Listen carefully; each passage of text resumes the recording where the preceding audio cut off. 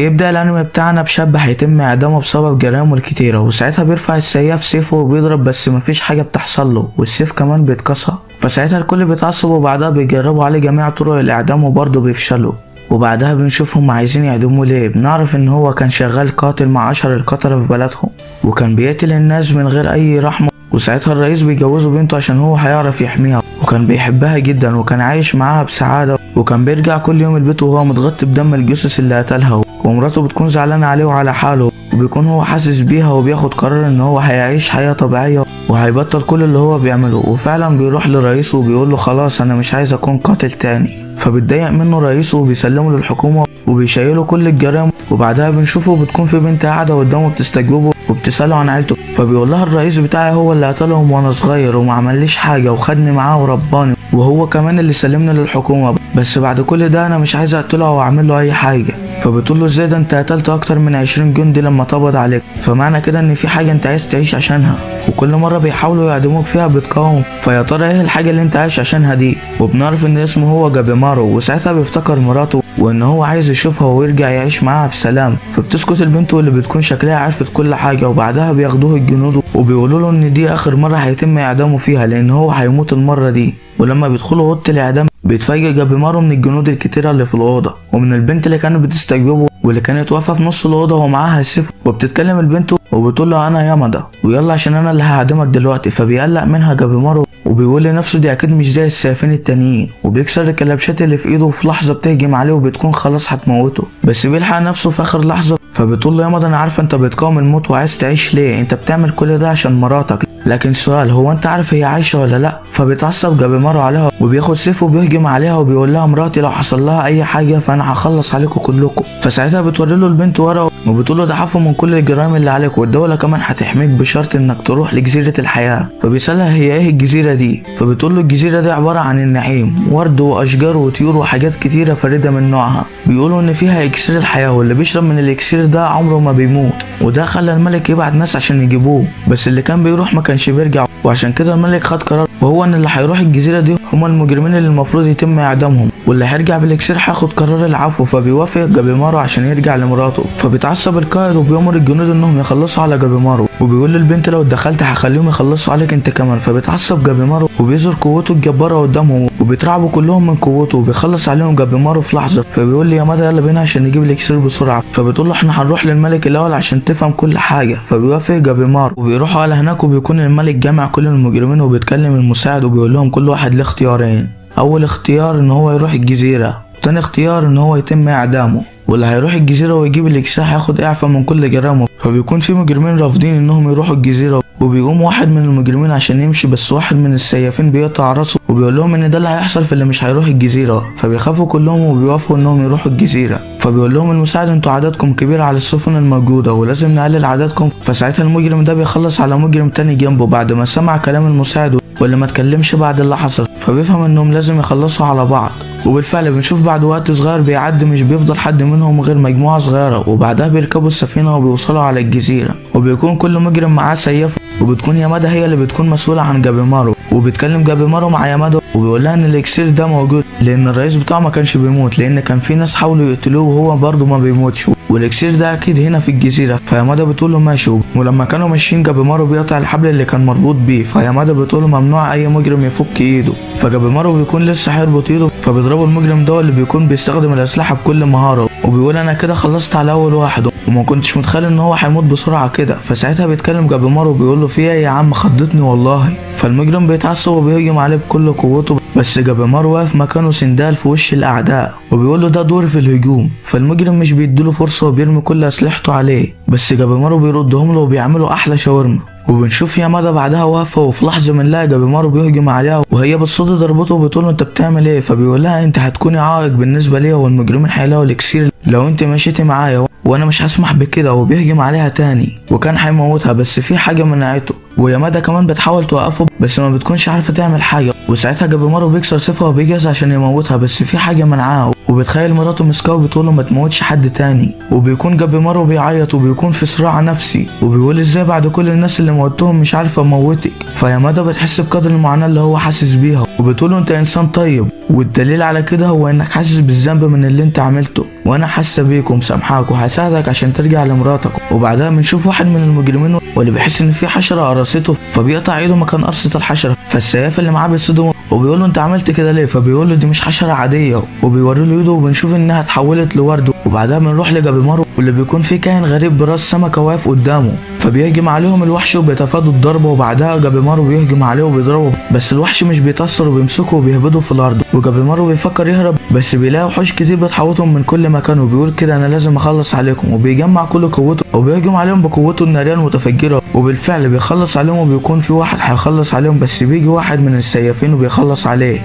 وبيكون السيف ده بتاع تاكا واللي بتقول له انا اللي خليته ينقذك عشان انت قوي وجامد. وبتقرب منه وبتحاول تتحمرش بيه بس هو بيديها على دماغها وبيقول لها انت عايزه ايه؟ فبتقول له انا عايزاك عشان نشتغل مع بعض. فبيقول لها وانا هستفاد ايه من الشغل معاك؟ فبتقول له هتستفاد من المعلومات اللي عندي. يعني انت لو مفكر ان الوحوش دي هي اخطر حاجه على الجزيره فاحب اقول لك لا، لان الحشرات اخطر بكتير، لانهم لو لدغوا جسمك فهيحولوا له ورود في لحظه، ولسه في حاجات كتيره مش هقولك عليها قبل ما توافق تساعدني. فبيقول لها جابيمارو لا انا مش هثق فيكي. فبتقول له مش معنى ان احنا هنساعد بعض يبقى احنا هنثق في بعض، وعامه اللي هيلاقي الاكسير هو واحد بس، واللي هياخد الاعفاء هو واحد بس. فبعدها بيوافق جابيمارو ان هو يحميها مقابل انها تديله معلوماته. وبعدها بنشوف 2 اخواته ولما بيكونوا ماشيين بيقابلوا 3 وحوش، فالواد ابو شعر اصفر بيقول اخيرا الواحد لقى حاجه يكسرها في الجزيره دي، وبنلاقيه بينقض عليهم وبالفعل بيخلص عليهم في ثواني معدوده. وعلى الجانب التاني بنشوف يامادا واللي بتكون لسه صاحيه من النوم، وبنشوف جابيمارو واللي كان بيحضر لهم الفطار.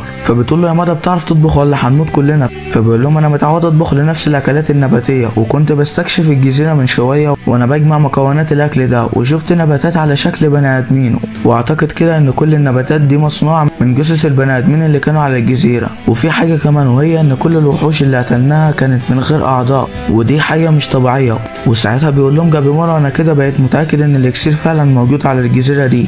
وبعدها بنشوف واحد من السيافين واقف مع يامادا وبيتكلم معاهم، وملخص الكلام ان هو كان عايز يامادا ترجع على المدينه عشان الجزيره بقت خطيره عليها، وان هو هيراقب جابيمارو مكانها. فيامادا مش بتوافق تسيب المهمه وبتقول له مش عشان انا بنت يبقى انتوا تخافوا عليا. فبيقول لها لا لازم نخاف عليك، لان البنت عمرها ما كانت للمهمات الصعبه، البنت مكانها هو بيتها. فبتزعل يامادا وبتروح لجابيمارو وبتعرفه ان هي خلاص هتمشي وزميلها هو اللي هيراقبه. فبيقول لها جابيمارو شكرا لانك ساعدتيني، وفي حاجه كمان انت قويه وكمان شجاعه، وانا مش عايزك تتاثري باللي بيقوله لك الناس، انت لازم تعملي اللي انت عايزاه من غير ما تخافي من حد. فبعدها يامادا بتروح للسياف زميلها وبتقول انا لما كنت صغيره كان الكل بيتريق عليا عشان انا كنت بتدرب على استخدام السيف، وسبت كل حاجه ودي هي حياتي اللي انا اخترتها، وانا مش هسيب المهمه دي غير لما اخلصها. فالواد بيتعصب ولسه بيمسك سيفه، فبيتفاجئ ان يامادا خدت سيفه من ايده، وفي لحظه بيجي مجرم وبيهجم عليهم، بس الواد بيبعد يامادا وبياخد الضربه مكانها وبيتخبط في الشجره. وبنعرف ان الضخم اللي هجم عليهم ده اسمه زينو،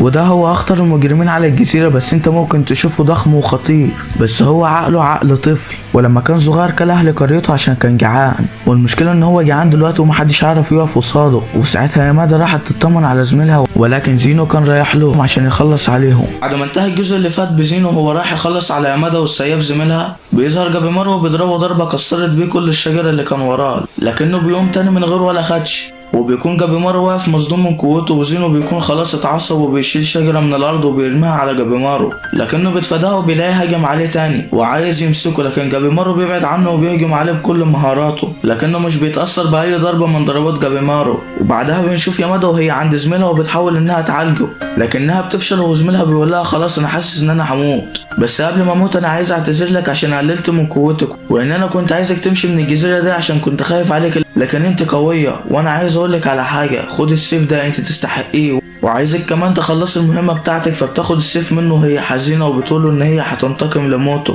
وبعدها بنرجع لجابيمارو اللي بيكون مش عارف يعمل حاجة مع زينو، لكنه بيتفاجئ بصبع زينو اتقطع وبتصدم لما بيعرف ان يامادا هي اللي عملت كده، وبيقول لها انت عملت كده ازاي؟ فبتقول له انا استهدفت مفصل صباعه زي ما بعمل مع الناس اللي بعدمهم، بستهدف المفصل لانه بيكون اضعف منطقة ما بين العظام. وبعدها بيتفقوا ان جابيمارو يخليه يقع على الارض عشان يامادا تقطع له رقبته، وبعدها بيهجم عليه لكن جابيمارو بيصد ضربته، وبعدها بيهجم عليه الوحش تاني لكن جابيمارو ما بيكونش قادر يحرك رجله، وساعتها يامادا بتقرر تهجم عليه لكنه ما بيحصلوش حاجه، وساعتها بيتعصب زينو جامد وبيمسك جابيمارو وبيزرعه في الارض بكل قوته، وجابيمارو لما بيحاول يوم ما بيكونش قادر والدم بيخرج من كل حته في وشه، وساعتها زينو كان هيخلص عليه. لولا تدخل يامادا وبتصد ضربة زينو بكل عظمة، وبتهجم عليه بسرعة جبارة وهو مش قادر عليها، وبتوقعه في الأرض وبتكون هتخلص عليه. وساعتها بيقع زينو في الأرض وبتكون هتخلص عليه لكنه بينط من مكانه وبيبعد عنها. وساعتها جابيمارو بيقول لها أنا عارف أنا هخليه يقع على الأرض إزاي.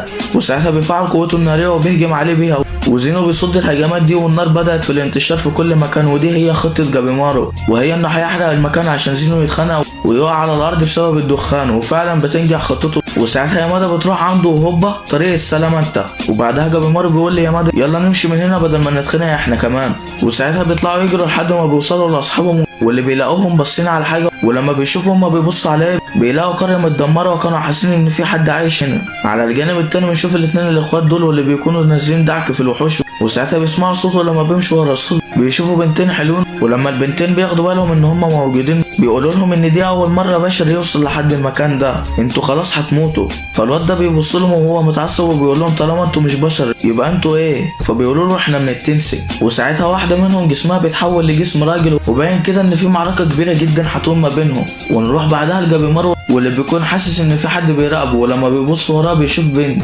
وساعتها البنت بتهرب لما بيشوفها جابيمارو، بس جابيمارو بيجري وراها. وساعتها بيقابلوا الوحش ده، بس جابيمارو بيسيبوا زمايله عشان يخلصوا عليه لحد ما يشوف مين البنت دي. ولما بيوصل عندها بتمسك ايده وبترميه على الارض، فبتصدم جابيمارو من قوه البنت دي. وبعدها بتيجي يامادا وبتقول لها ما تخافيش مننا، احنا عايزين نسالك على شويه حاجات. وساعتها البنت بتقف، ولما بتقرب منها يامادا بتلف لها البنت وبتضربها، لكن جابيمارو بيجي وبياخد الضربه دي مكانها. لكن الضربه دي كانت قويه بشكل غير عادي، وبيكون جابيمارو مصدوم من قوه ضربتها. وبعدها بيمسك مجموعه من الاحبال وبيربطها بيهم في الشجره، وساعتها بنلاقيها بتعيط، فبينزلها جابيمارو على الارض، ويامادا بتحاول تهديها. وساعتها بقيه الشله بتوصل وبيقولوا لهم ان هم خلصوا على وحش الشجره، وبيسالهم على البنت دي. وفجاه بيتكلم وحش الشجره وبيقول لهم سيبوها وانا هقول لكم على كل اللي انتوا عايزين تعرفوه. والعيال بيكونوا مصدومين من وحش الشجره عشان بيتكلم، وبيقولوا له انت ازاي بتتكلم؟ فبيقول لهم ادوني البنت الاول وانا هعرفكم على كل حاجه. فبعدها بيوافقوا يروحوا معاه، وما بيكونوش واثقين فيه، بس بيقولوا ان هو ضعيف ولو عمل حاجه هيخلصوا عليه. وبعدها بيوصلوا بيت الوحش، وبعدها بيسالوا جابيمارو انت عايش هنا من امتى وفين اكسير الحياه؟ فبيقولوا الوحش احنا عايشين هنا من 1000 سنه. وبالنسبه لاكسير الحياه فهو اسمه التان، واللي بيشرب منه بيكون خالد وما بيموتش. والجزيره اللي احنا عليها دي مقسمه ل3 اجزاء، واول جزء وهو الشط واللي انتوا نزلتوا عليه، والتاني هو الغابه واللي احنا موجودين فيها دلوقتي. اما التالت فهو اللي موجود فيه الاكسير، بس هتلاقوا حاجات تانية مع الاكسير. هتلاقوا وحوش التنسن، والوحوش دي مش بتموت لان هم عندهم قوه التجدد، وقوتهم القتاليه جباره، واي حد بيقابله بيفضلوا يضربوا فيه، ومفيش حد يقدر يقف قصادهم، واللي بيخلصوا عليه بيرموه في حفره عميقه عشان يتحول لورود. وده هو اللي حصل للاخين. وجابيمارو بيكون متحمس من بعد ما سمع الكلام ده، وبعدها بيروح جابيمارو الحمام عشان ينظف جروحه. وساعتها بيلاقوا البنت هناك وبتكون مش عارفه تعمل حاجه لوحدها، فيامادا بتروح تساعدها، ولما بتروح لها بتشوف ان في ندبه كبيره على جسمها خايفه ان حد يشوفها، فيامادا بتساعدها وبتروق عليها. وجابيمارو بيكون واقف وشايف الندبه اللي على جسمها وخايفه ان حد يشوفها.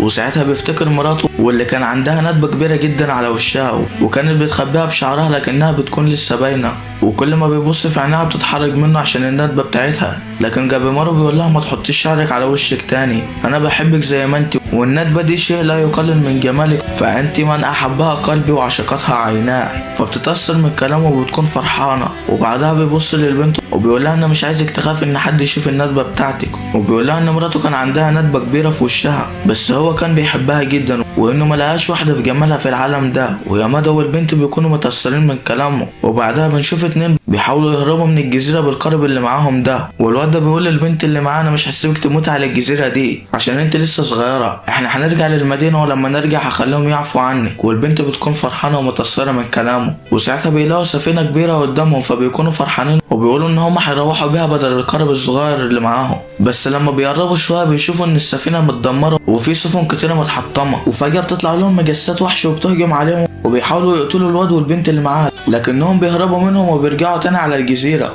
وبيكونوا متبهدلين. وساعتها الواد بيقول للبنت انا زمان كنت شخص فاشل وما عندهوش اي اهداف، ابويا وامي متطلقين ومحدش فيهم كان بيسأل عليا، وكنت عايش في الشارع وبتصور على الناس. وفي مره وانا بضرب الناس عشان اخد اللي معاهم بلاقي واحد واقف ورايا ورافع سيفه في وشي وبيقول لي تعالى معايا وانا هوفر لك كل اللي انت تحتاجه عشان تبطل تصور. وانا فعلا رحت معاه وعرفت ان هو معلم فنون قتاليه، وقال لي خليك هنا وانا هعلمك كل حاجه لحد ما اخليك معلم فنون قتاليه انت كمان. وبعدها بدأ في تعليمي، لكن انا ما كنتش مبسوط عشان انا ما اتعودتش على كده، انا اتعودت اعيش براحتي وعلى مزاجي. وفي مره قلت له ان انا همشي، فلقيته بيقول لي وانا ما عنديش مانع انك تمشي بس بشرط انك تضربني ضربه واحده بس. فبيقول له تمام، ولما بيحاول يضربه ما بيعرفش يلمسه وبيخلص اليوم. وفي اليوم اللي بعده بيصحى الواد ده قبلهم وبيكون قرر ان هو يسيب المكان ويمشي. وساعتها بيقابله واحد من تلاميذ المعلم وبيقول له انت هتمشي من غير ما تودعه. ولما كان تنزا هيتكلم لسه راح قايل له عموما انا مش همنعك انك تمشي، بس في الاول انا عايز اوريك حاجه. فبيوافق تنزا وبعدها بياخده عند قبر كده وبيوقفه قدامه وبيقول له القبر ده بتاع اخو المعلم واللي كان شاب عايش زيك كده براحته وعلى مزاجه ومش بيحب ان حد يتحكم فيه. وفي يوم من الايام كان سايب البيت وماشي عشان يعتمد على حاله، والمعلم ساعتها ما منعهوش وسابه على راحته. وفي يوم من الايام لما كان المعلم رايح عشان يعدم مجرم من المجرمين بيرفع سيفه وساعتها بيحس بيه. ايوه هو اخوه الصغير، واخوه بيحس بيه هو كمان وبيقول له انا اسف عشان ما طلعتش زي انت ما كنت عايزني، يلا عدمني وريحني وما تزعلش في يوم على موتي، فانا السبب في كل اللي انا فيه دلوقتي. وساعتها المعلم بيقتل اخوه بايده وبنشوف تنزا بعدها وبيكون متأثر جدا. وساعتها بيصحى المعلم وبيروح قاعة التدريب وبيشوف تنزا هناك. وساعتها تنزا بيقول له انا هفضل قاعد هنا معاك وانت هتعلمني كل اللي انت تعرفه. فبيفرح المعلم من كلامه. وبس كده ده كل اللي حصل لحد ما بقيت سياف، والبنت بتكون متأثرة من قصته. وفجأة بنلاقي واحد نزل عندهم فبيقولوا له انت مين؟ فبيقول لهم جيت عشان ارحب بكم واخلص عليكم. فالعيال بيهربوا من قدامه بس بيلاقوه ظهر فجأة قدامهم وبيضرب تنزا ضربة قوية جدا وتنزا خلاص ما بيكونش قادر يتحرك. ولما البنت بتحاول تروح له الوحش بيهجم عليها لكنها بتتفادى الهجوم بسهولة وبتروح لتنزا. ولما الوحش بيروح لهم تنزا بيشق راسه وبعدها تنزا بيهجم عليه تاني وبيشرحه. وبعدها بيهربوا من المكان لكن الوحش وراهم لكن فجأة بيلاقوا سيف قطع راسه وبيكون المعلم هو اللي عمل كده. وبعدها بيهربوا من المكان وبيوصلوا المكان بعيد عن الوحش وتنزا بيكون فرحان عشان معلمه هنا. وبعدها بيقول للبنت اللي معاه ده هو المعلم اللي انا كنت بحكي لك عنه. وبعدها المعلم بيقول لهم احنا لازم نهرب من هنا. فساعتها تنزا بيقول له احنا لما حاولنا نهرب بالقارب قابلنا وحوش في الميه. فالمعلم بيقول له وانا كمان بس انا قصدي نهرب من الوحش اللي ظهر لنا ده. وفجأة بيلاقوه ظهر وراهم فالمعلم بيشيل العيال وبيهرب بيهم بس بيلاقي رقبته الجرح جرح خطير من غير ما يحس بهجوم الوحش. فعلا التنسين دول قوتهم جبارة. فبعدها بيتعصب تنزا وبينهال على الوحش بضربات سريعة جدا لكن الوحش بيتفادى الهجوم ده بكل سهولة. وبعدها بيضرب تنزا ضربة بتخرمه وساعتها تنزا قال لنفسه هي دي النهاية، بس قبل ما اموت لازم اخلي المعلم والبنت يهربوا، لازم اوفر لهم الوقت. وساعتها بيجمع كل قوته وبينهال على الوحش بالضربات. والمعلم بيكون عاوز يساعد تنزا لكن الاصابة بتاعته خطيرة جدا. وبنشوف تنزا اللي خد ضربة تانية ووقع على الارض وبيكون بيحاول ينادي عليهم عشان يهربوا لكنه مش بيعرف عشان الضربة اللي خدها في حنجرته. وساعتها المعلم فهم اللي تنزا عايز يقوله وبياخد البنت وبيهرب. والبنت في الوقت ده بتصرخ وبتقول للمعلم ارجع وانقذه وبتكون عايزة تنقذه هي كمان بس تنزا خلاص مات. وبعدها البنت بتبص للمعلم بكل غضب وبتقول له انت هربت ليه وسبته يموت، هو مش ده تلميذك؟ فساعتها بيعيط المعلم وبيقول لها تنزا هو اللي كان عايز كده، هو ضحى بحياته عشان نعيش احنا، وتنزا ده كان بالنسبه لي اكتر من تلميذ، ده كان اخ ليا وانا مش هرجع المدينه غير لما اجيب حقه. وكان في قمه الحزن. وقبل ما نكمل ما تنساش تحط لايك للفيديو وتشترك في القناه. نروح بعدها لجابيمارو اللي كان قاعد مع اصحابه وكان عايز يستكشف الغابه وبقيه الجزيره بس اصحابه خايفين يمشوا في الجزيره ولما بيناموا بيسيبهم وبيمشوا وبيكون رايح للجزء الثالث من الجزيره واللي بيكون موجود فيه التان. وساعتها بيوصل لمكان مليان ضباب وما بيكونش شاف حاجه وساعتها بيعرف ان هو وصل خلاص وبيكون سامع اصوات غريبه وبتكون الاشجار هي اللي عامله الاصوات دي. وبعدها جابيمارو بيكمل في طريقه وساعتها بيشوف صورة عملاق وليه بوابة كبيرة فبيروح جابيمارو وبيخبط على الباب وساعتها بيظهر له وحش التنسن وبيقول له بقول لك يا ابو الصحاب انا لسه قاتل واحد منكم من شويه وانا مش عايز اقتلك عشان انا عايز النبطشيه بتاعتي دي تعدي على خير. فبيقول له جابيمارو انت عبيط يابا، بقول لك ايه انا عايز التان هتقوله وانا هسيبك وامشي. فالواد بيقول له كده الكلام اختلف، انت طالما عرفت التان يبقى انت لازم تموت. وساعتها بيهجم عليه بس مارو بيصد الهجوم بتاعه وبيديله ضربه بتكسر له راسه وساعتها الوحش بيعالج نفسه وبيهجم عليه تاني وجابيمارو بيتفادى هجومه ببراعه وساعتها بيضربه ضربه بتجيب له ارتجاج في المخ وبيديله كمان ضربه لهب بتحرقه وبيكون جابيمارو مفكر ان هو خلاص انتصر عليه لكنه بيتفاجئ بالوحش بيهجم عليه وبيكسره بس جابيمارو بيقول له هو ده اخرك؟ فبيتعصب الوحش وبعدها بيهجموا على بعض والوحش بيضرب جابيمارو وبيطيره لكن جابيمارو بيكون واخد دراعه معاه فالوحش بيجدد دراعه وبيهجموا على بعض تاني وجابيمارو بيتفادى كل ضربات الوحش وبيكون بيفكر ازاي هيضربه فبيجمع كل قوته في رجله وبيضربه بيها وبتكون الضربه اثرت فيه وبتضعف له جسمه وساعتها الوحش بيهجم عليه بضربات خفيه والضربات دي بتكون قوية على جابيمارو، وساعتها جابيمارو بيجمع كل قوته وبيجري في اتجاه الوحش وبينهال عليه بالبوكسات، وكل مدى ما سرعته بتزيد وكل مدى ما العظمة بتزيد معاه، وساعتها الوحش بيقع وما بيكونش قادر يتحرك وما بيعرفش كمان يجدد نفسه. وجابيمارو بيقول له بالصلاة على النبي كده انت لسه ما متش، ولو ما قلتليش على مكان التاني فانا هموتك دلوقتي. وساعتها بيبتسم الوحش ابتسامة خبيثة، وفجأة بيتحول الوحش وشكله وجسمه بيتغيروا، وهوبا ضربة كهرباء بتنزل على جابيمارو بتكسره. ولما بيحاول جابيمارو يضرب الوحش بياخد كمان صعقة كهربائية وبينزل عليه الوحش بوابل من الضربات، وجابيمارو بيكون مش قادر، وساعتها بيشيلوا الوحش وبيستخف بيه. ولما جابيمارو بيفتكر مراته وانه عايز يرجع لها بيتعصب وبيحرق الوحش باخر طاقة فاضلة عنده، وبيقع جابيمارو على الارض من غير حركة. والوحش كان عايز يخلص على جابيمارو، بس في الوقت ده بتيجي البنت دي وبتعمل درع بقوتها وبيضربهم الوحش وبيطيرهم بعيد. وبكده بيكون انتهى الجزء ده. يا ترى جابيمارو والبنت اللي معاه عايشين ولا لا؟ وجابيمارو هيعرف يرجع لمراته ولا خلاص كده هي دي نهايته؟ كل ده هنعرفه في الاجزاء اللي جايه. بيبدأ الأنمي بتاعنا بشاب ماشي في الطريق، ولما كان ماشي عربية خبطته ومات، بس بيصحى الشاب ده في جسم طفل في عالم تاني، وبيكون في راجل عجوز شايله، وبيكونوا واقفين قدام عربية متدمرة. وبعد مرور 8 سنين بيكبر الطفل ده وبيكون اسمه شين والفوردو، وده عشان الراجل اللي آمن قال والفوردو. وبيكون العالم اللي هم فيه بيعتمد على السحر، وبيكون شين لسه عنده ذكريات من حياته القديمة بس ما بيكونش فاكر هو مات ازاي. ولما راجع شين لجده البيت بيكون جده مبهور منه عشان اصطاد خنزير بري وهو عنده 8 سنين. ولما جده مارلين بيقول له يوري له سحر النار بيندهش مارلين من قوة شين. وفي الوقت ده بتيجي ميلدا وميشيل على بيت مارلين، وميلدا بتكون متفاجئة من قوة شين عشان قدر يصطاد خنزير بري، بس بيعرفها شين ان ده بسبب المعدات اللي عملتها له. وميشيل بيكون مدرب المبارزة بتاع شين. وبعد سنتين مارلين بياخد شين عشان يعلمه سحر البحث عشان يبحث بيه عن الشياطين، وبيعرفوا مارلين ان الشياطين خطيرة. ولما بيبدأ مارلين في شرح الطريقة بيتفاجئ لما بيلاقي شين عملها من اول محاولة، وبيحدد شين مكان شيطان وبيروح عليه هو ومارلين وبيخلص عليه شين في ثواني معدودة. وبيكون مارلين متفاجئ ومصدوم من قوة شين اللي بتزداد يوم عن التاني.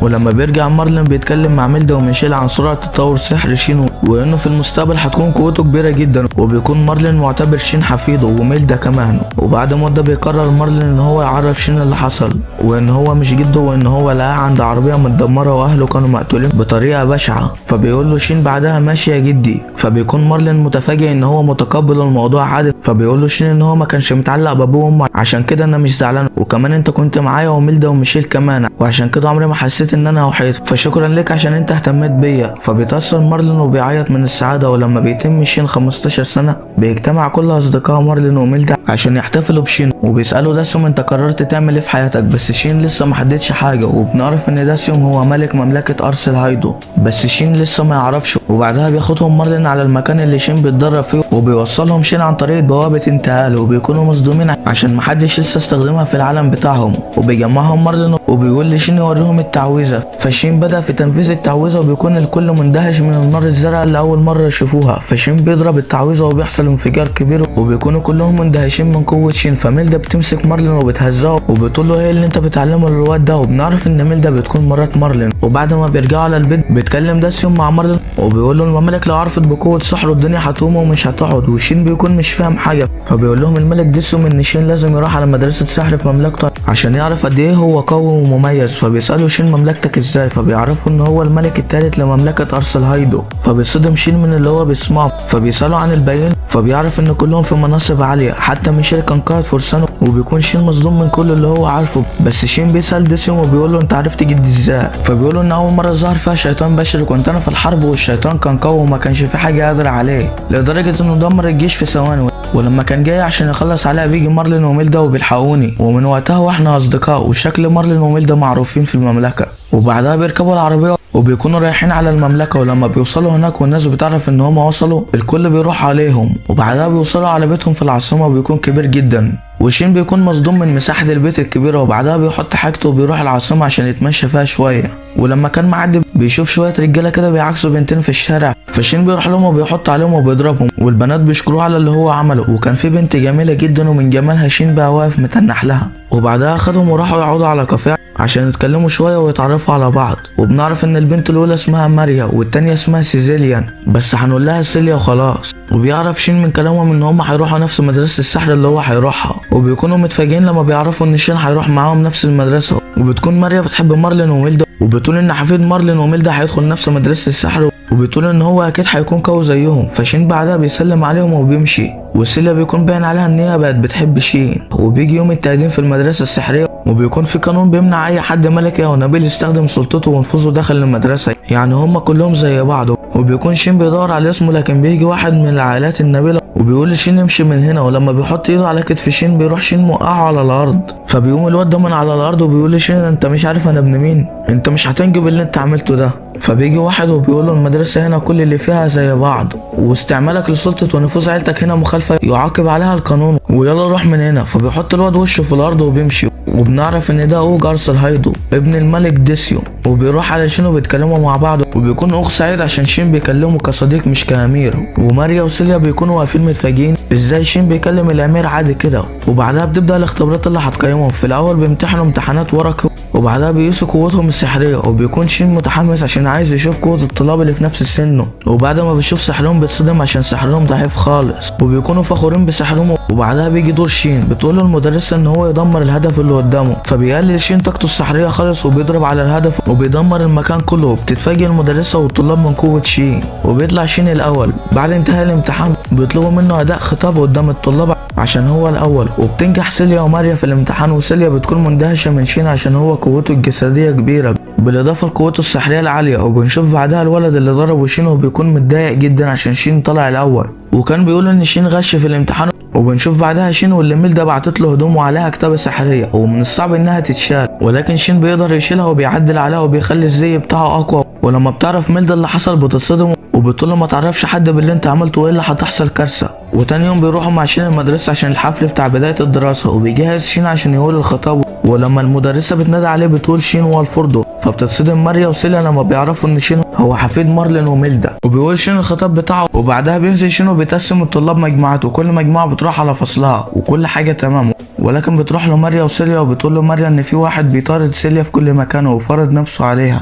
فشين بيتضايق من الكلام اللي سمعه، وبعدها بيسمع واحد بيزعق لسيليا وبيقول لها مش قلتلك ما تتكلميش مع راجل غيري؟ وبيكون هو نفس الواد اللي ضربه شين في اول يوم. ولما كان رايح يمسك سيليا بيبعده شين عنها، فالواد بيزعق له وبيقول له انت مالك بيا انا وخطيبتي؟ فبيسالها شين وبيقول لها الواد ده كلامه صح؟ فبتقول له لا ده هو تقدم لي وانا رفضته وهو عايزني اوافق عليه غصب عني. فبيقول لها شين انت خلاص في حمايتي دلوقتي. فبيتكلم الواد بطريقه خبيثه وبيقول لها ابوكي شغال عند ابويا في الشركه وممكن اخليه يرفضه. وفي الوقت ده بنسمع صوت اخوه وبيقول له دي تاني مره تستخدم فيها سلطتك في المدرسه، وكمان بتهددها ان ابوك يرفض ابوها. الموضوع زاد عن حد وانت لازم تتحاسب. فالواد بيخاف وبيمشي. فبيروح اخوه عند شين كده وبيطمنهم. فبعدها بياخدهم شين على بيته عشان يطلب من ميلدا ان هو يحمي سيليا ويعمل لها زي بتاعه. وماريا بتكون فرحانه عشان هتروح بيت مارلين وميلدا، وبيروح اخوه معاهم وبياخد الاتنين المساعدين اللي معاه. ولما بيوصلوا هناك بيعرفهم شين على بعض، وبعدها بيعرفهم شين على كل اللي حصل. فميلدا بتبص لسيليا كده وبتقول لها انت اللي شين عايز يعدل على الزي بتاعك؟ انت شكله مش بيهزر في موضوع حمايتك ده،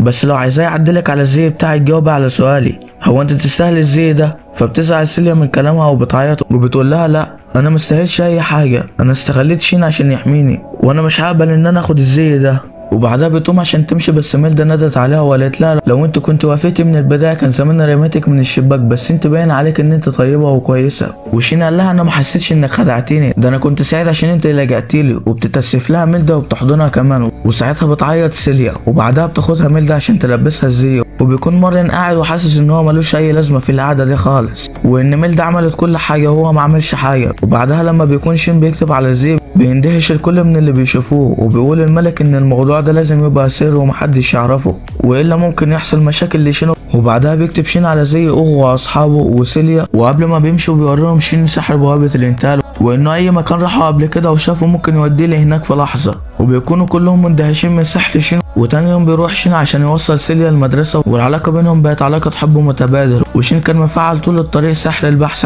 عشان لو في شياطين في المكان او اي حاجه. وبيوصلوا على المدرسه وبياخدهم المدرس لفه في المدرسه وبيعرفهم الاقسام اللي في المدرسه واللي ممكن يختاروها. فبيقترح اخوه على شين انه يعمل قسم خاص بيه عشان هو قوي مش هيستفاد اي حاجه من الاقسام التانيه. فاصحابهم بتعجبهم الفكره وكلهم بيقرروا ينضموا للقسم بتاع شين. وشين كان رافض الفكره في الاول، بس لما سيليا قالت له ان هي هتنضم للقسم بتاعه بيوافق بعدها، وبيسموا القسم بتاعهم بمجموعه السحر المطلقه ننتقل بعدها للملك واللي بيقول ان في شياطين كتيرة ظهرت وعددهم ازدادت بشكل ملحوظ، وده ممكن يهدد استقرار العالم، والشياطين دول كان اساسهم بشر بيتحولوا شياطين لاسباب مجهولة. ننتقل بعدها للواد اللي شان كان ضربه في المدرسة، وبنشوف ابوه اللي بيعاقبه عشان سلوكه في المدرسة، فبيزعق الواد لابوه وبيقول له كل ده بسبب الحقير شين، انا مش هرحمه خالص. وابوه بيتصدم من كلامه وبيجي ضربه وموقعه على الارض وبيخلي الخدم يشيلوه، ولما بيعرف شين ان الواد اتعاقب خلاص بيرتاح عشان سيلي هتكون في امان.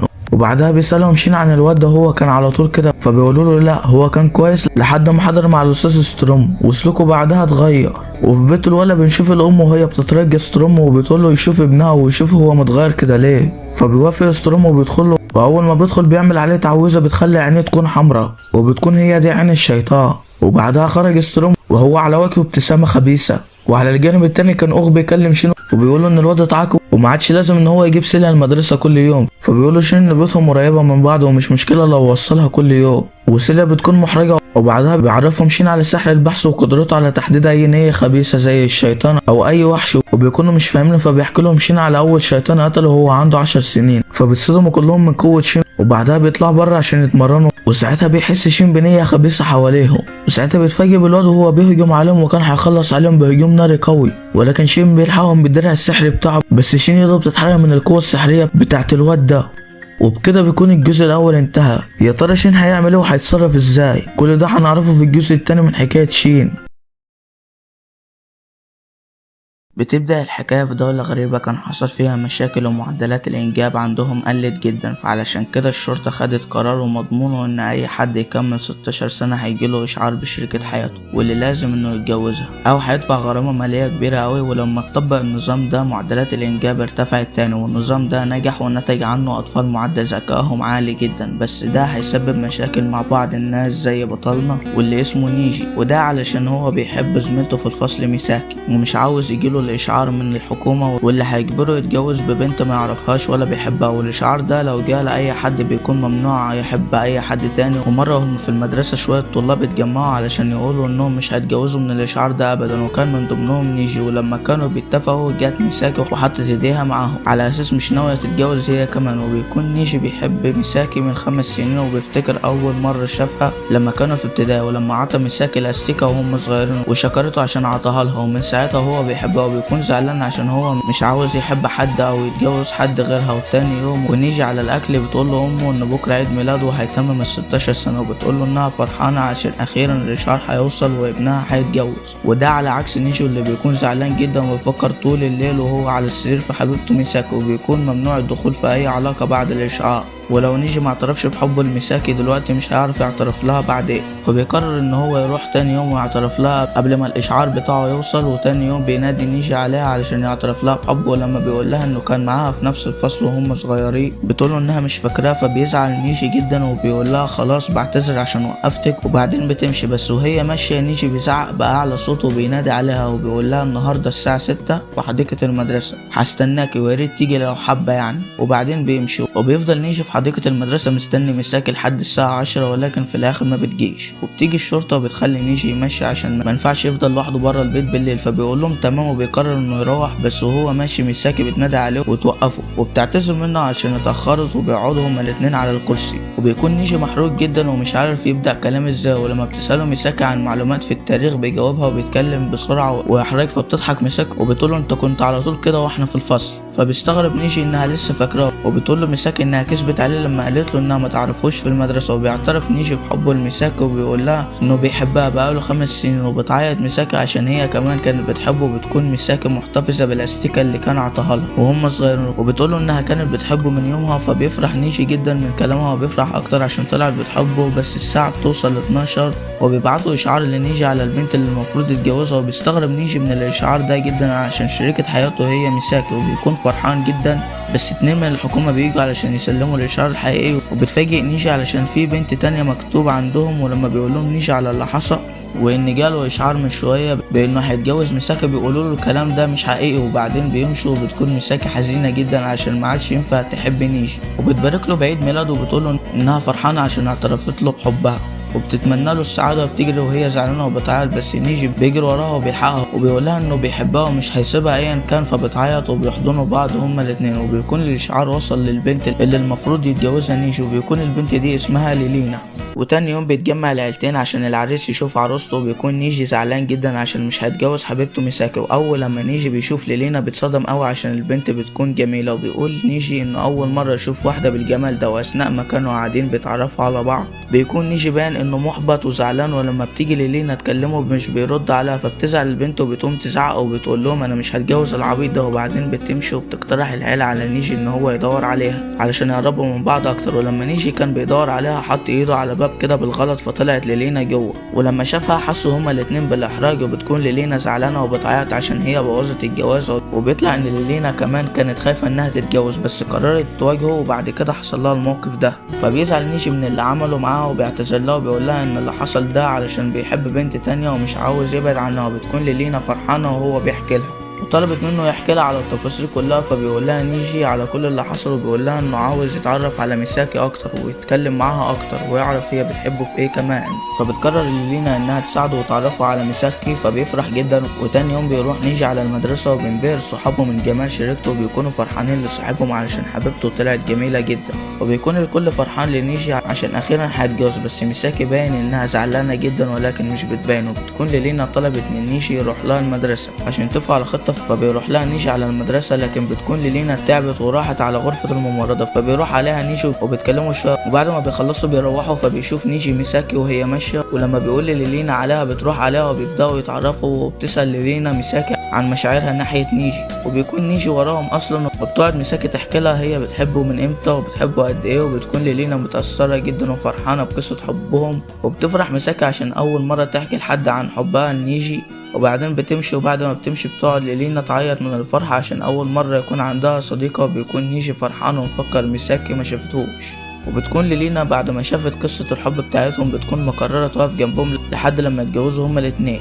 انتهى الجزء اللي فات بعد ما ليلينا قررت انها تساعد نيجي وميساكي عشان يتجوزوا، وبنشوف ليلينا اللي بتقول لنيجي انت لازم تقابل ميساكي كل يوم عشان ده اللي بيحصل بين اي اتنين بيحبوا بعض. وبعدها بيكون عدى اسبوع على وصول الاشعار، وميساكي بتكون ما كلمتش نيجي خالص، وبيكون نيجي زعلان عشان هي مش في حياته اليومية. وبعدها بنشوف صديق نيجي واللي بيكون الواد الأمور اللي في المدرسة كلها واللي كل البنات بتحبه. بنعرف ان الواد ده اسمه نيساكا، وبيكون ده صديق نيجي المفضل وبيحكي له على كل حاجة في حياته. وبتكون ليلينا قالت لنيجي يروح لها البيت عشان عاوزاه، ولما بيوصل هناك بتكون ليلينا متضايقة منه عشان هو واصل متأخر، وبتقعد تهزقه شوية على الباب. ولما بيدخل نيجي اوضتها بيلاقي ميساكي قاعدة جوه، وما بتكونش ليلينا معرفاهم ان هي هتجيبهم هما الاتنين البيت عندها. فبتتحرك ميساكي وبتقول انا لازم امشي دلوقتي، بس ليلينا بتقنعها انها تقعد، وبتقول لها انا جايباها عشانك اصلا. وبتقول لهم ليلينا انتوا لازم تقابلوا بعض على طول عشان انتوا بتحبوا بعض. ولما بيجي نيجي يتكلم مع ميساكي بيحسوا هما الاتنين بالاحراج عشان ليلينا بتكون قاعده معاهم. فبتقرر ميساكي انها تمشي من البيت، لكن قبل ما تمشي بتقول ميساكي ليلينا انها لازم تحب نيجي عشان من الصعب ان هما الاتنين يرتبطوا. وتقول لها ميساكي ان الموضوع هياخد شويه وقت بس وهتحب نيجي. فبتتصدم ليلينا من كلامها،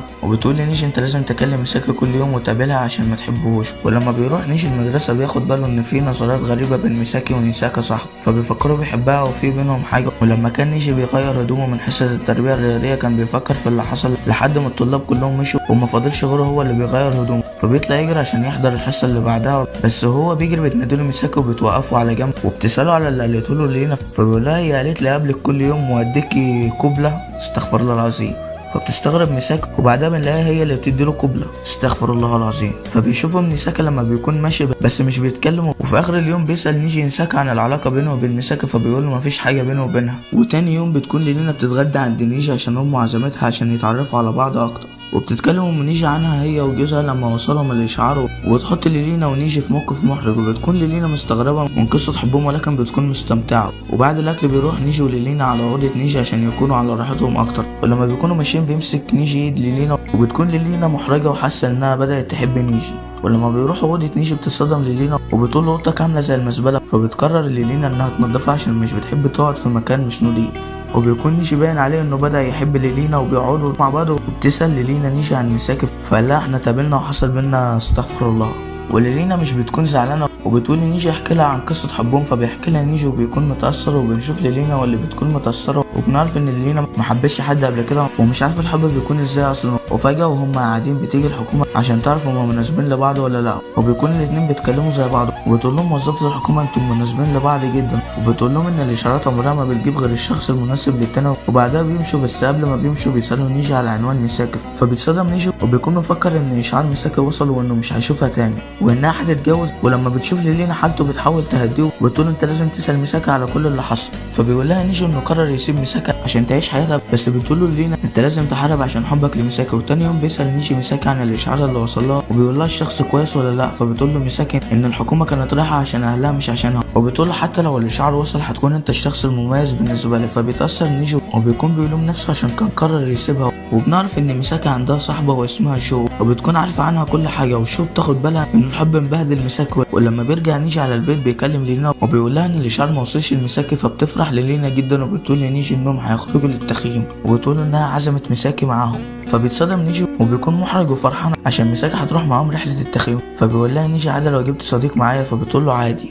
وتاني يوم بيروح لنيساكا صاحبه وبيترجاه عشان يروح معاه رحلة التخييم عشان ما يكونش لوحده، بس نيساكا ما بيكونش موافق في الاول، ولكن بعد الحاح من نيجي بيوافق، لكن لما بيعرف ان ميساكي رايحة بيتصدم قوي. وتاني يوم بيجهز نيجي عشان يروحوا رحلة التخييم، وبنعرف ان العيلة راحت بالعربية وهم هيروحوا بالقطر، وبيتقابلوا في المحطة عشان يروحوا مع بعض. وبنشوف ان في نظرات غريبة بين نيساكا وميساكي، واثناء ما كانوا في القطر بتكون ليلينا حاسة بالملل وبتقول لهم انتوا ساكتين كده ليه؟ جاتكم نيلة فيكم وفي اللي عايز يسافر معاكم. فبتصدم نيجي منها، ولما بيوصلوا بيطلبوا من نيجي ونيساكا يجهزوا ليهم الغداء، وبيكون نيساكا ما بيعرفش يطبخ وبيخلي نيجي يطبخ مكانه، فبيقول له نيجي يغسل الخضار هتعرف ولا لا؟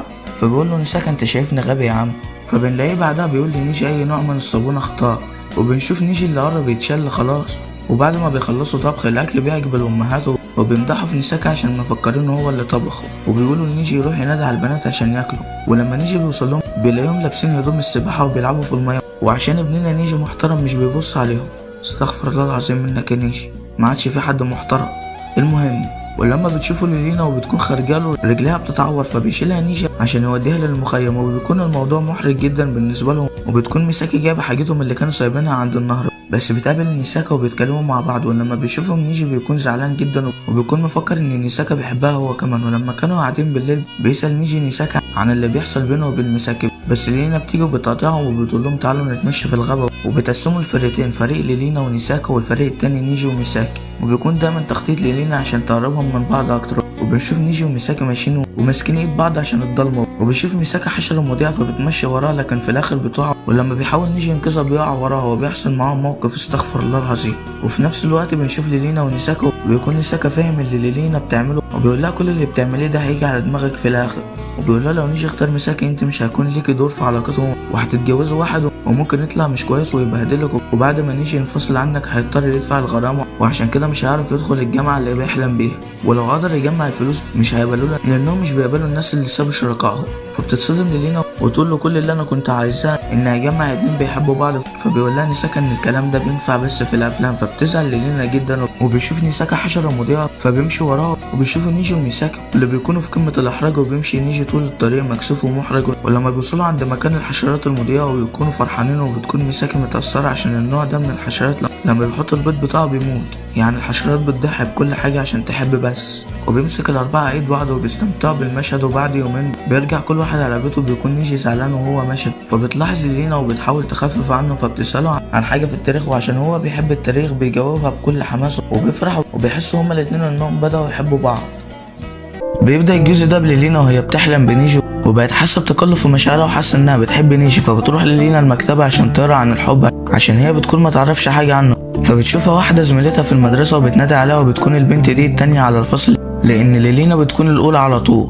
والبنت بتقول لليلينا انها عايزه تكون صديقتها عشان هي عايزه تتعرف عليها اكتر، وبتكون البنت دي عارفه ليلينا من زمان عشان هي معروفه في الفصل، وبتكون ليلينا رافضه انهم يكونوا اصدقاء، ولكن لما البنت بتقول لها كلام شبه كلام نيجي بتوافق بعدها انهم يكونوا اصحاب. وبعدها بنشوف نيجي في المدرسه وبيكون ما عادش بيكلم ميساكي زي الاول، وبيجي المدرس بتاع نيجي وبيخليه هو وصاحبه اللي اسمه تاكيدا يروحوا على دورة خاصة بالناس اللي جالهم الإشعاع. ولما كانوا ماشيين بيقابلوا نيساكا واللي بيكون عارف عن الدورة من أهله، وبعدها لما بيروحوا الدورة بيتعرف نيجي على شريكة تاكيدا واللي بيكونوا مناسبين لبعض جدا. وبيكون تاكيدا حكى لشريكته عن نيجي وإنه كان صاحبه وهو في ابتدائي، وساعتها بيسأل تاكيدا نيجي عن شريكته، فبيقول له نيجي إن هي لسه ما جتش. وبيكون نيجي قلقان جدا على ليلينا علشان اتأخرت، بس بعدها بتيجي ليلينا وبتكون جميلة جدا وبيعجب نيجي بتسريحة شعرها وبتديله ليلينا تمثال كهدية ليه. وبيحب نيجي التمثال ده جدا عشان هو بيحب الحاجات الأثرية. وبيكون نيجي جاب لها تمثال على شكل قطة وبيكون شكلها مش حلو بس بتعجب ليلينا جدا. وفي الوقت ده بنعرف ان شو صاحبة ميساكي شغالة في المكان ده وبتراقب الناس اللي في المكان واللي من ضمنهم نيجي وليلينا. وبتكون الدورة دي عبارة عن محاضرة عن الأزواج واللي بيحصل بينهم، وبتكون ليلينا أول مرة تسمع الكلام ده. وبيكونوا عاملين الدورة دي عشان يقربوا الشركاء من بعض أكتر، وبتعرفهم الموظفة إن كل 2 شركاء هيناموا مع بعض في أوضة واحدة. وبيجي الموظف اللي كان سلم لنيجي الإشعار لما كان قاعد مع ميساكي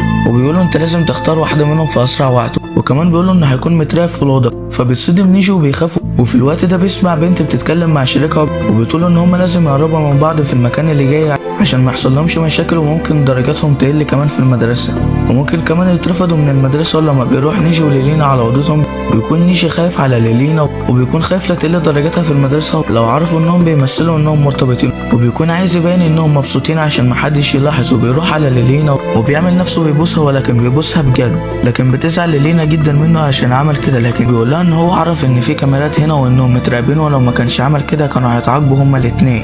فبتقوله لينا اللي انت بتقوله ده مش صحيح، ولو كان كلامك مظبوط كانت الناس هتشك في الاشعارات وكان النظام ده هيتلغي. وبتكون لينا زعلانه منه وبتكون خايفه منه، فبيزعل نيجي وبيتضايق من نفسه على اللي هو عمله. وتاني يوم بيقابل نيجي الراجل اللي كان قال له ان هما هيكونوا متراقبين، وبنعرف ان الراجل ده كان بيشوفه هو هيختار حب الميساكي ولا الاشعار، وبيطلع ان نيجي ممكن يختار لينا بدل ميساكي. فبيزعل نيجي جدا وبيمشي. وبتكون لينا بطلت تكلم نيجي من ساعتها. وبعدها لما كان في المدرسه بيكون الطلاب هيعملوا مسرحيه روميو وجولييت بس بالعكس، يعني الولد هيكون بنت والبنت هتكون ولد. وبيكون ميساكا هو جولييت عشان هو شبه البنات، وميساكا هي روميو. ولما كانت ميساكا بتتدرب بتاخد بالها ان نيجي زعلان، ولما كان نيجي بيساعد زمايله بيقع التمثال اللي عطته له لينا.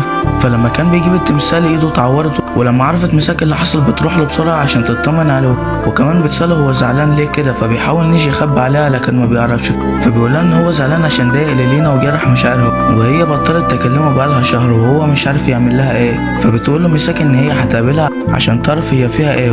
ولما بيتقابلوا بتقول لها لينا ان هي حاسه بتقلب في مشاعرها وان هي مفتقده نيجي جدا، وبتكون ميساكا زعلانه بس مش بتبين.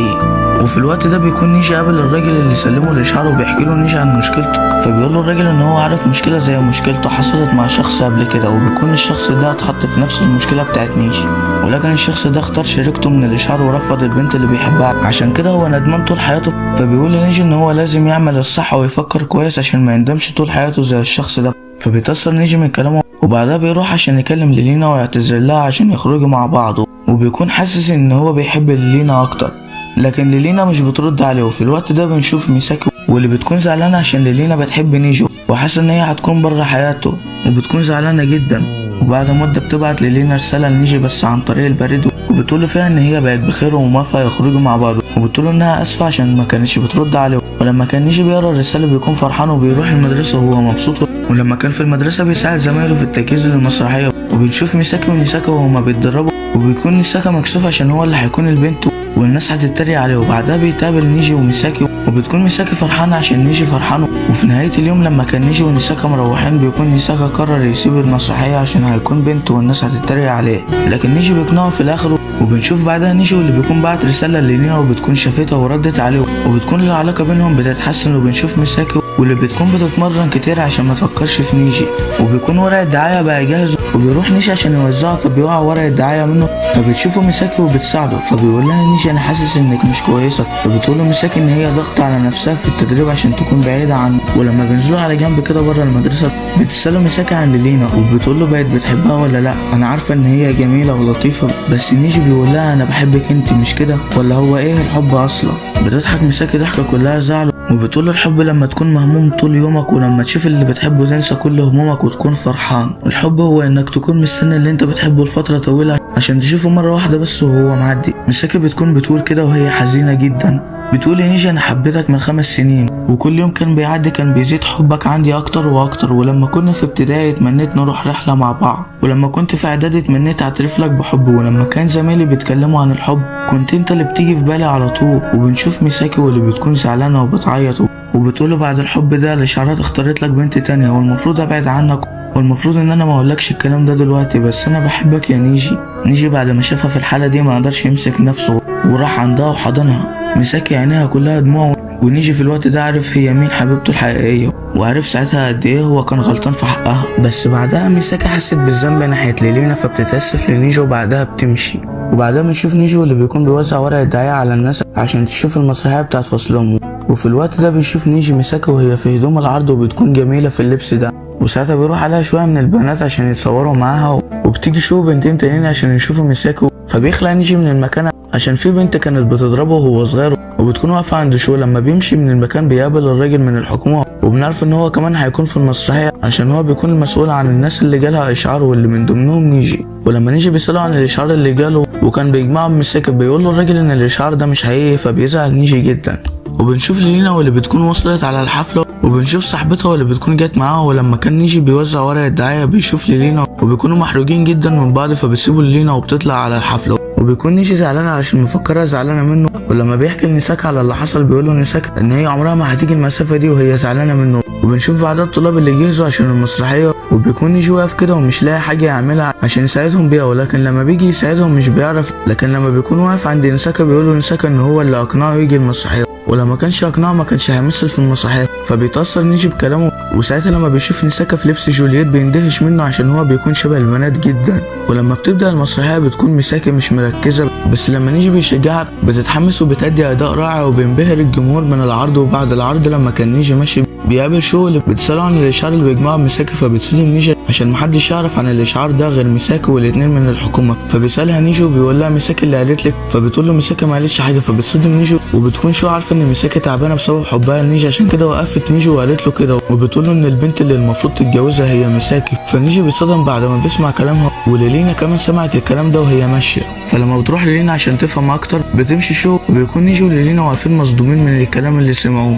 فبيقرروا انهم ياخدوا رقم شو من ميساكي عشان يكلموها هما الاتنين، وبعدها بيروحوا على اصحابهم عشان يهنوهم على ادائهم الرائع في المسرحية. وبتصدم ليلينا لما بتعرف ان نيساكي هو اللي عمل دور جوليتو، وبتكون عيلة نيساكي وصلوا وبيضحكوا عليه، وبيكون ابو نيساكي عارف ان نيجي كان خد ابنه معاه رحلة التخييم فبيشكره، وكتعبيرا عن امتنانه بيعزمه على فرح ابنه الاكبر وبيقول له هات اي حد انت عايزه معاك. وكمان بيعزموا ميساكي وليلينا على فرح، وبتكون ليلينا نسيت تاخد رقم شو من ميساكي فيقول لها نيجي انه هيتصرف وياخده. وتاني يوم في المدرسة بعد ما خد رقم شو بيكلمها، ولما بتشوف اسمه بتعمل له حظر من على تليفونها. فبيزعل نيجي وبيروح على ليلينا وبيحكي لها اللي حصل، فبتكلمها ليلينا عشان يقابلوها، وبتوافق شو بعد ما بتكلمها ليلينا. وتاني يوم بيروحوا لها على مدرستها وبيستنوها هناك، وبيكون نيجي مصدوم من المدرسة لانها بتكون خاصة بالعباقرة، وليلينا بيكون بالنسبة لها عادي لانها بتكون في نفس مستوى مدرستها. ولما بتروح لهم شو بتسألها ليلينا عن الاشعار اللي يخص نيجي وميساكي، فبتاخدهم شو على مكانها المفضل عشان تكلمهم هناك، وساعتها بتقول لهم ان هي عايزة تحمي ميساكي عشان هم اصحابه، وبتحكي لهم عن ميساكي لما كانت صغيرة، وبتقول لهم انها كانت بتشتري صور لنيجي على الرغم من انها مش في نفس الفصل بتاعه عشان تشوفه بس.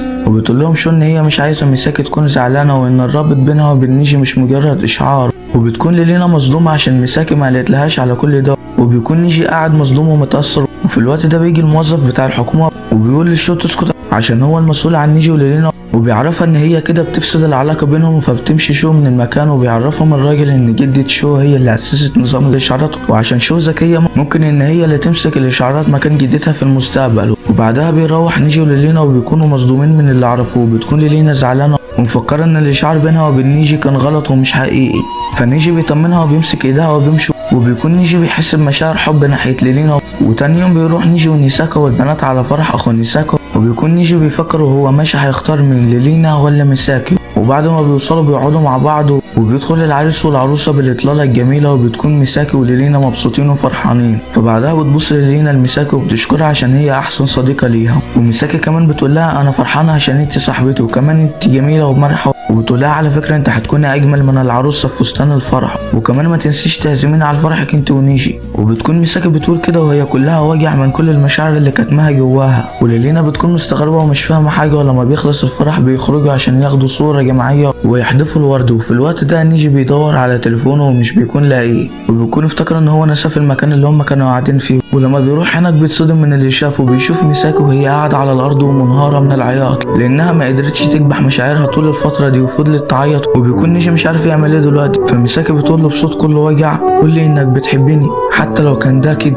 انا مدركه ان ده ما ينفعش بس والنبي قول لي كده. ونيجي بعد ما سمع اللي هي قالته ما مسكش نفسه وحضنها، والبنت برضه بتعيط. وبيكون مشهد مؤثر بمعنى الكلمه، وبتكون ليلينا واقفه تتفرج على كل اللي حصل وبتكون متاثره جدا من اللي حصل، وبعدها بتمشي. ولما بيخلص اليوم بيروح كل واحد على بيته، وتاني يوم بيصحى نيجي عشان يروح رحله مع عائله ليلينا، رحله للينابيع الساخنه. وبتكون الرحله جميله والكل فرحان. ولما بيروح نيجي ليلينا عشان يناموا بتصحى ليلينا وبتصحي نيجي وبتقول له انا عايز اقول لك على حاجه، انا اخدت قرار اني اخليك تتجوز انت وميساكي. وبيكون نيجي مصدوم من الكلام، وبيكون مصدوم اكتر عشان ليلينا هي اللي بتقول له كده. فبتقول له ليلينا انا قبل ما اقابلكم كنت وحيده من غير اصدقاء، والحاجه الوحيده اللي كنت بعملها هي المذاكره بس، ولكن بعد ما اتعرفت عليكم حبيت الحياه وبقى عندي اصدقاء. حبك انت وميساكي عنده القدره في اسعاد الناس. وكمان انا قريت عن الاشعارات وعرفت ان الشريكين لو ما حصلش بينهم تفاهم لمده 6 شهور بينفصلوا بدون اي غرامات. وبيكون نيجي حاسس بحاجه غريبه، وهي ان هو عايز ميساكي بس مش عايز يسيب ليلينا عشان بيحبها هي كمان. وبتكون ليلينا بتعيط هي كمان وبتقول له خلينا نقضي الليله دي مع بعض وربنا يحلها.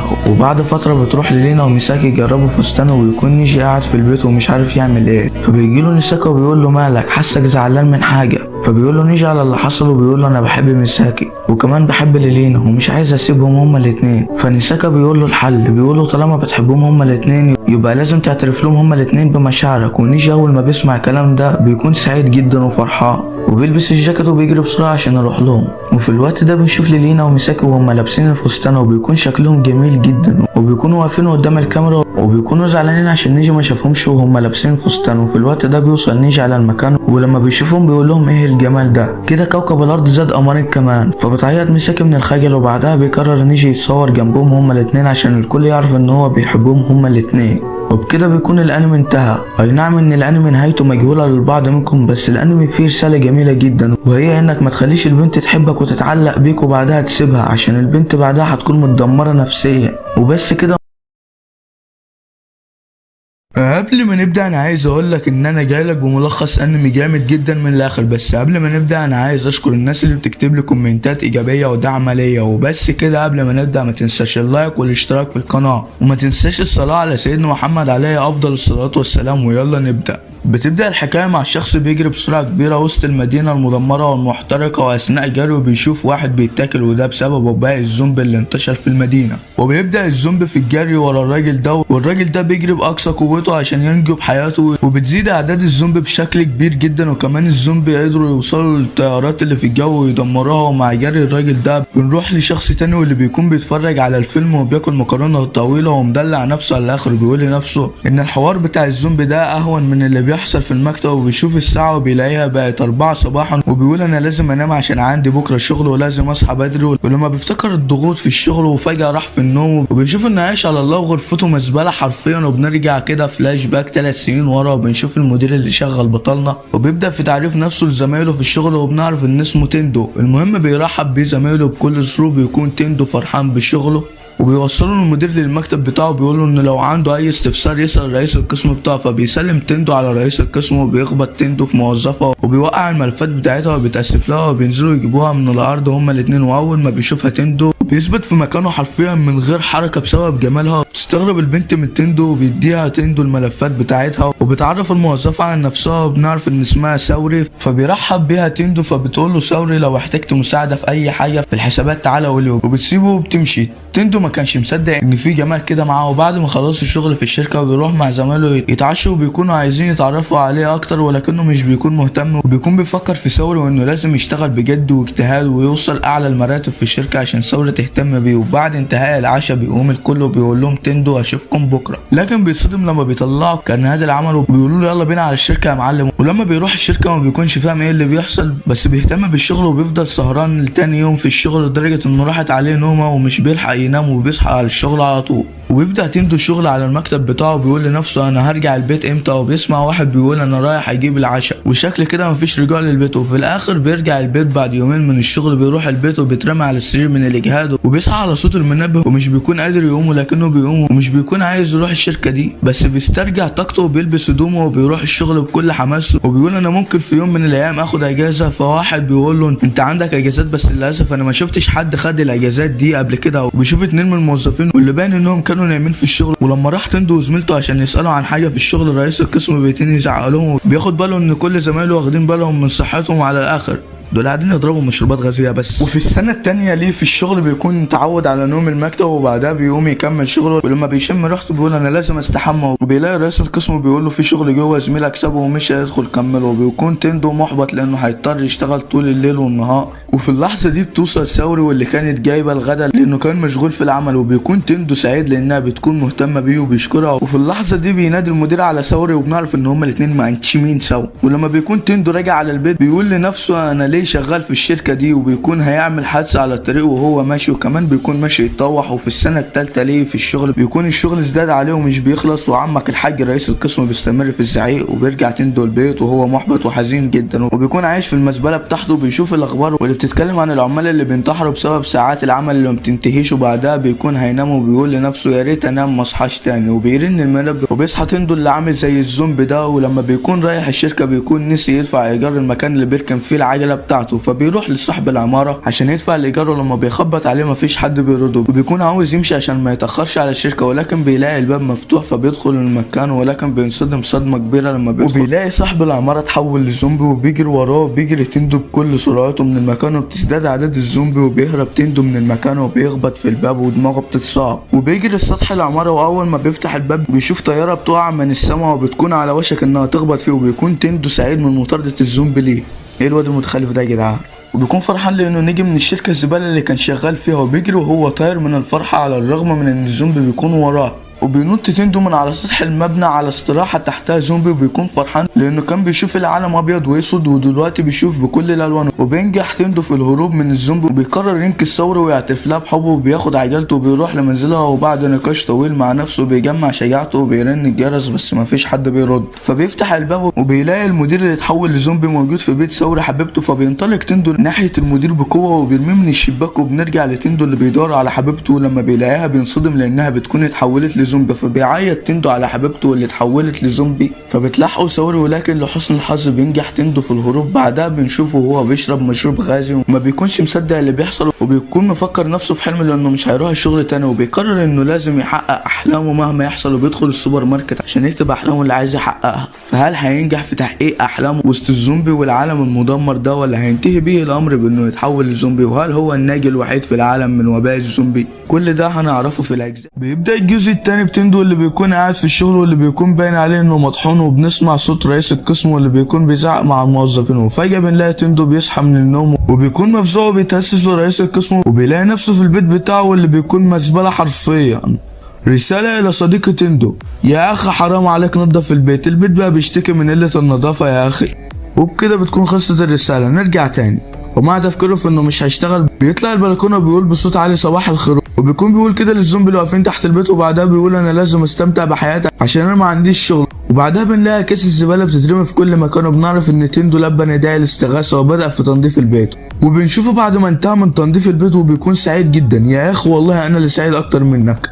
المهم بعدها بنشوفه راح يجيب مشروب من التلاجة عشان يحتفل بانه نظف البيت. ولما بيشرب منه اول شويه بيقول لنفسه المشروب ده جامد جدا، وبيكون فرحان من حلاوه الطعم.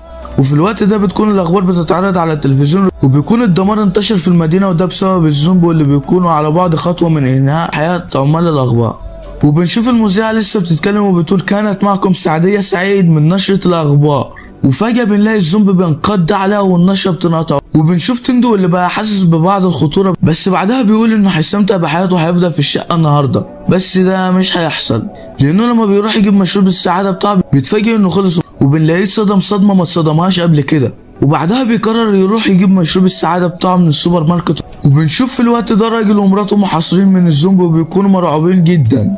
ولما بيطلع البلكونه بيلاقي حرام البط تندو وبيكونوا هما الاتنين واقفين ساكتين للحظه، وبعدها بيبداوا هما الاتنين في الصراخ، وبتيجي مرات الراجل تصرخ معاهم، بس بعدها بيقول لهم تندو ان ده امن مكان ينزل منه عشان الزومبي، وبيقول لهم ان هو رايح السوبر ماركت عشان يشتري شويه حاجات، وبيقول لهم لو عايزين حاجه هجيبها لكم معايا. فبتقول له البنت على ورق الحمام، وبعدها بنشوف تندو اللي بيتحرك بالعجله بتاعته والزومبي كلهم وراه، ولكن بيوصل تندو للسوبر ماركت، وبنشوف ان في على جانب السوبر ماركت كاميرا مراقبه وبتكون بتصور تندو وهو داخل السوبر ماركت. وبيدخل تندو المتجر، ولما بيكون بيتمشى في السوبر ماركت بيلاقي بنت من البشر بتكون بتشرب ميه وبتجمع بعض اللوازم للبقاء على قيد الحياه، وبيكون تندو محرج لانه بيكون مفكرها سمعته لما كان بيغني وهو داخل، فبيعمل تندو نفسه عبيط وبيرحب بيها وبيدخل يجيب اللي هو عايزه في احراج، ولما بيكون جنبها بيقول لها ما تجيب رقمك عشا، وبنشوف انها بتطلع تليفونها وبتقول له انا مش عايزه اتعرف على واحد مش مهتم بعواقب افعاله وانه مش مدرك الخطر اللي هم فيه، فبتقول له انا اسفه مش عايزه اقلل فرصي في النجاه عشان كده انا مش هدي لك رقمي. وفجاه بنلاقي الزومبي اقتحموا المكان وبنلاقي تندو بيحاول يعمل، لكن البنت بتشده بسرعه لانه بيكون في عربيه هتخبطهم، وبعدها بتسيبوا البنت وبتمشي، وبنشوف ان عجله تندو اتدمرت. وفي الوقت ده بيقول تندو لنفسه انا لازم احلل كل المخاطر وان الحاجات اللي كنت بشوفها بتحصل في افلام الزومبي بتحصل دلوقتي، وساعتها بيلاقي موتوسيكل صغير على الارض، ولما بيكون ماشي بيقول انا ممكن اخد حاجه تانية اجمد عشان اركبها، وبالفعل بيلاقي موتوسيكل جامد من الاخر، وبعدها بيوصل للبيت وبيطلع على الماسوره بينادي على الجيران، لكنه بيتصدم لان الشقه بتاعتهم بتكون متدمره والدم في كل مكان، من الواضح انهم تم القضاء عليهم من قبل الزومبي. بيرجع للبيت وبيفضل يشرب وبيقول لنفسه انا ممكن اموت النهارده او بعد 60 سنه، وفي جميع الاحوال الوقت ده مش هيكون كفايه عشان احقق اللي انا عايزه. الحياه فعلا قصيره جدا. وساعتها بيفتح الكراسه بتاعته وبيكتب اول حاجه لازم اعترف بحبي للبنت اللي بحبها، وفعلا هو عمل كده، وبيفضل يكتب في كل حاجه نفسه يعملها. وتاني يوم بنروح للبنت اللي تندو قابلها في السوبر ماركت وبيكون في بس شغال على التلفزيون. ايوه يا جماعه هي دي سعديه سعيد بتاعت ايوه يا جماعه هي دي سعديه سعيد واللي بتقول محدش ينزل من بيته عشان الزومبي.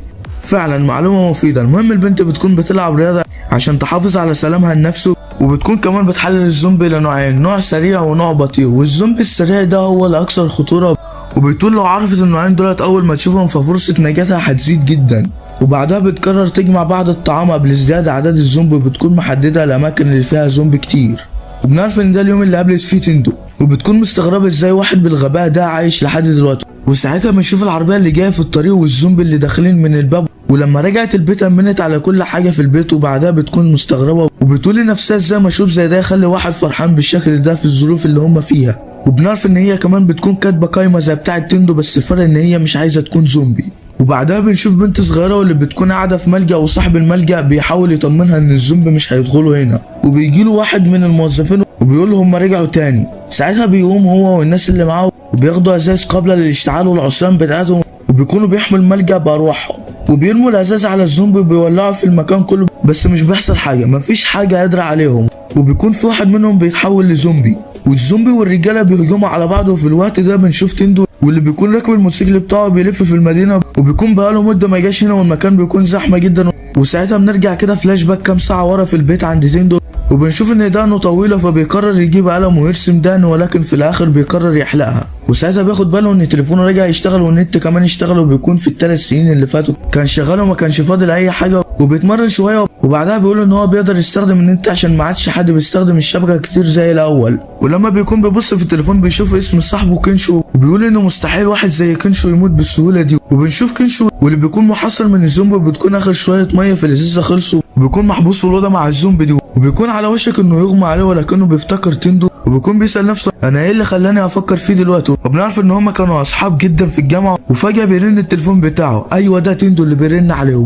وبيقول له تندو احنا بقالنا كتير ما تقابلناش. فبيرد عليه كينشو بتاعه وبيقول له انت مالك متحمس كده ليه؟ فبيقول له انا هحكي لك لما نتقابل. فبيساله عن عنوانه، فبيقول له كينشو ان في شينجو كاف. فبيقول له تندو انا جالك. فبيقول له كينشو ان المكان مليان زومبي. فبيقول له تندو انا هتصرف. وبنشوف تندو اللي بيكون ماشي في الطريق رايح له، وساعتها بنعرف ان هما كانوا اصحاب في الجامعه لمده 4 سنين، وبيقولوا ان هو كان اقرب واحد ليه، وبيقولوا ان كنشو اشتغل في العقارات بعد الجامعه، وكان الشغل بتاعه سهل جدا بسبب موهبته في الكلام.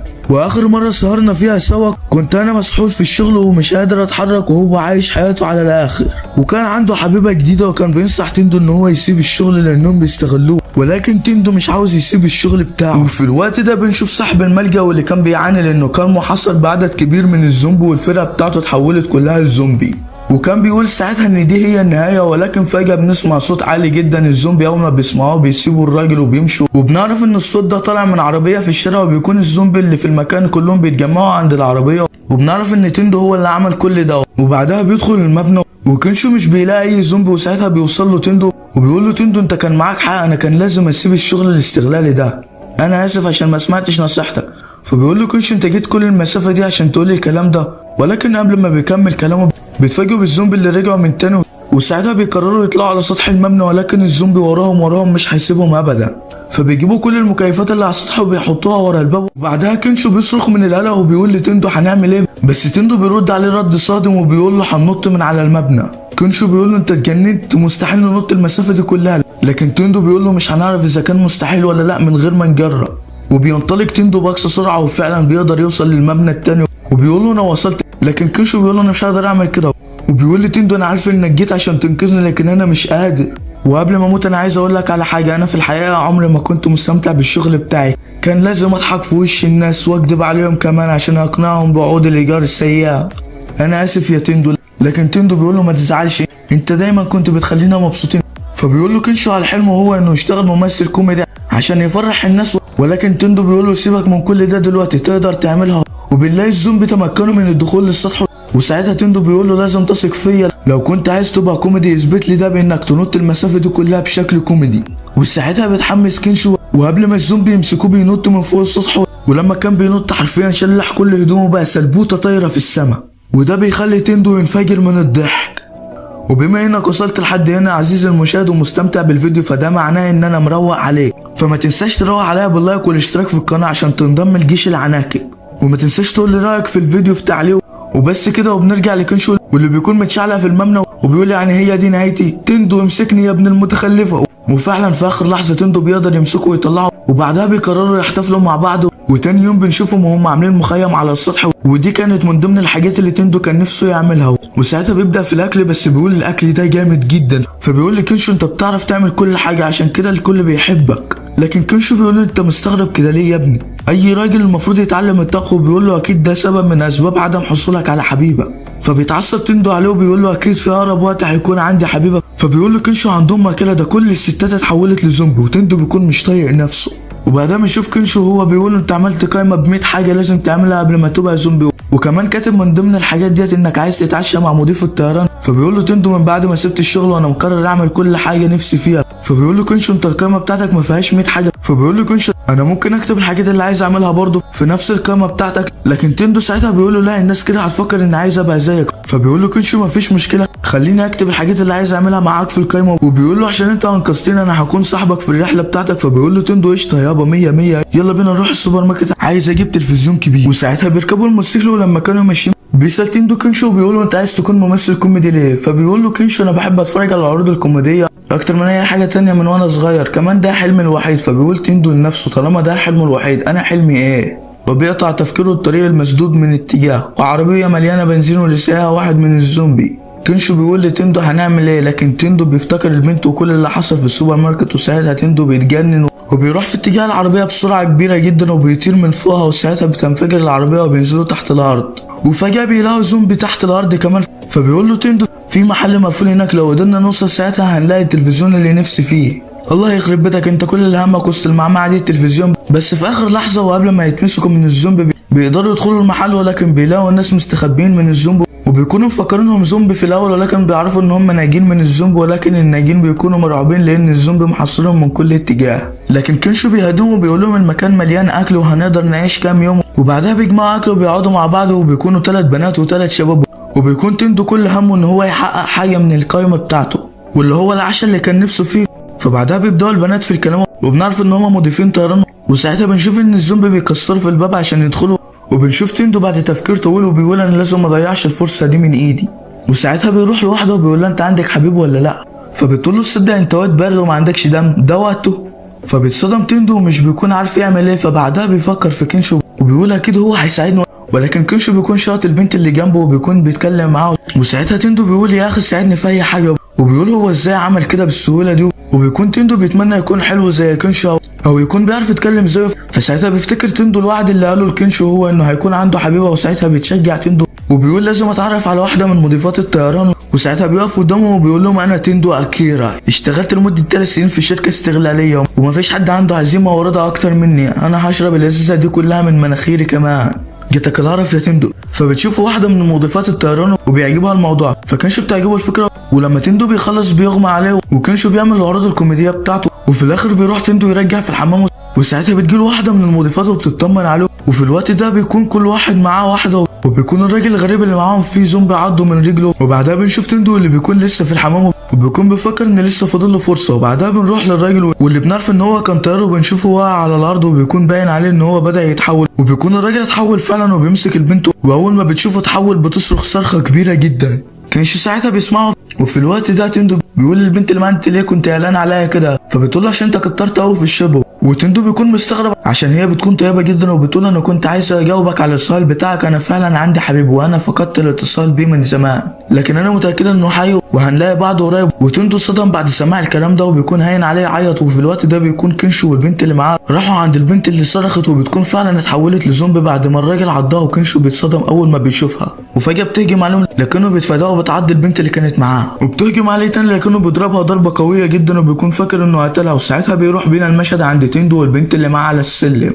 وبتقول له انت اشتغلت في شركه استغلاليه لمده 3 سنين مش كده؟ انا كمان دي السنه الثالثه ليا في الشغل، عشان كده انا فاهمه وحاسه كل حاجه انت بتقولها. الشغل ده بيتطلب جهد جسدي ونفسي كبير جدا، ولكن انا فضلت شغال علشان كنت فاكره ان حياه المسافرين بتعتمد علينا. ومن كام يوم راجل عجوز اتعصب علينا عشان طيارته اتاخرت، وده ضايقني جدا وبدات اشك في الشغل بتاعنا، وفي النهايه ده كان غلطي، انا فكرت ان ده حلمي. فتندو بيقول لها في حالتي انا كنت بدور على اي شغل، كنت بتمنى اني اشتغل في شركه انتاج لان ده كان شغل كويس، لكن هما فعلا كانوا مختلفين جدا عن اللي انا تصورته ودايما استغلاليين. ولكن بعد التفكير في الموضوع الحاجات اللي كان نفسي فيها حاجات عاديه كل الناس بتعملها، ولو كان حلمك انك تكون مضيف الطيران فما يهمكيش كلام الراجل ده، كملي في الحلم بتاعك. وفي الوقت ده بيجي الراجل اللي اتحول لزومبي بيهجم على البنت كمان، وتندو بيكون شايف كل اللي بيحصل لكنه مش بيقدر يعمل حاجه، لكن تندو بيشجع وبيضربه وبيوقعه من على السلم، لكن الراجل خلاص عض البنت. وفي الوقت ده البنت بتقول لتندو اهرب من هنا بسرعه، وساعتها بتحضنه وده بيكون الوداع. وبيجي الراجل اللي اتحول لزومبي وبيهجم عليهم، ولكن البنت بتبعد تندو وبيكون ده الوداع. وبعدها تندو بيروح لكنشو بيقول له خلي بالك من البنات والراجل كلهم اتحولوا لزومبي، وكنشو بيقول له انا جبت لك التلفزيون اللي احنا كنا عايزينه. وبعدها بيركبوا الموتوسيكل وبيرجعوا للبيت، وتندو بيفضل يلعب على الشاشه الجديده، ولكن بيكتب حاجه جديده في القائمه بتاعته،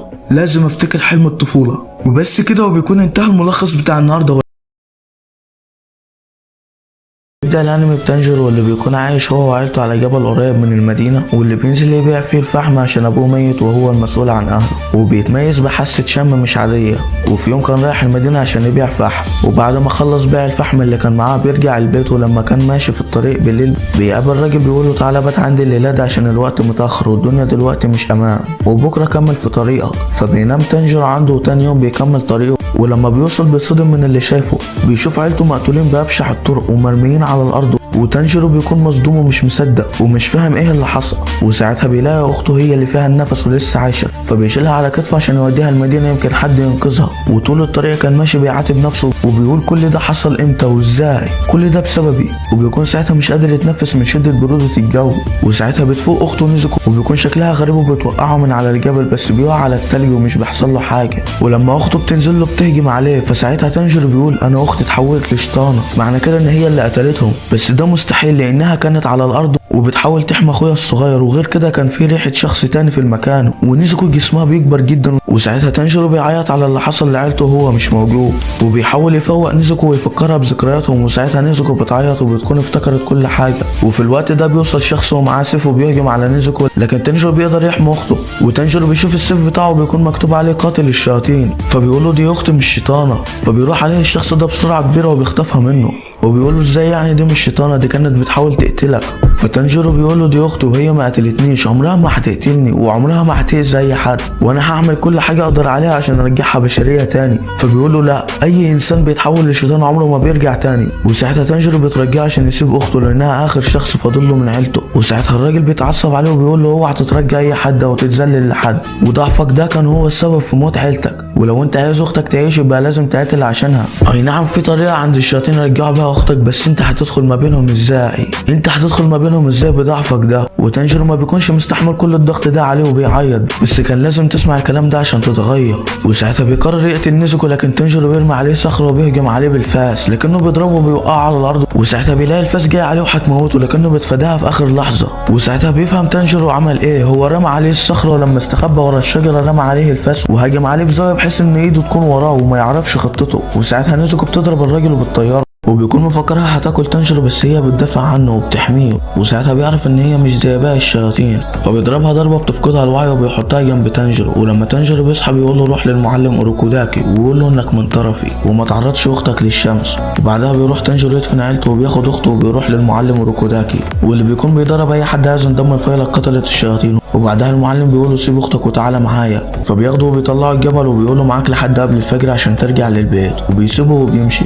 وتانجيرو مفكره عايز يختبر قدرته على حفظ الطرق، بس لا يا تانجيرو. وساعتها تانجيرو بيلاقي فخاخ في كل مكان وبيتبهدل على الاخر، وبيكون حاسس انه مش هيوصل خالص. بس بعدها بيفتكر اخته نيزوكو وانه عايز يرجع لها، فبيهدي نفسه وبيعتمد على حاسه شمه عشان يوصل. وبالفعل بينجح تانجيرو في الوصول للبيت. وساعتها بيلاقي اخته نايمه، ودي بتكون تعويذه عملها عليها المعلم واللي بتخليها تنام بدل الاكل. وساعتها المعلم بينادي على تانجيرو وبيقول له تعالى اعرفك على اللي انت ما تعرفوش عن الشياطين، واللي ما بيتغذوش غير على البشر. والشياطين دول محدش يعرف هم اصلهم ايه او جم ازاي، وقوتهم الجسديه كبيره جدا، وكمان عندهم قوه التجدد، وبعضهم بيكون عنده قوه خارقه. والشياطين دول مش بيموتوا غير بطريقتين بس، الاولى عن طريق اشعه الشمس، والتانيه عن طريق سيف قتله الشياطين. وفيلق قتله الشياطين هم مجموعه من البشر هدفهم الاسمى هو عباده الشياطين، لكنهم ما بيكونش معترف بيهم من الدوله. والمنظمه دي موجوده لحد النهارده وتضم مئات الاعضاء، وانا مدرب بدرب كل اللي عايز ينضم لفيلق قتله الشياطين. وعشان تنضم لفيلق قتله الشياطين لازم تمر باختبار، ولو نجحت فيه هتكون قاتل شياطين،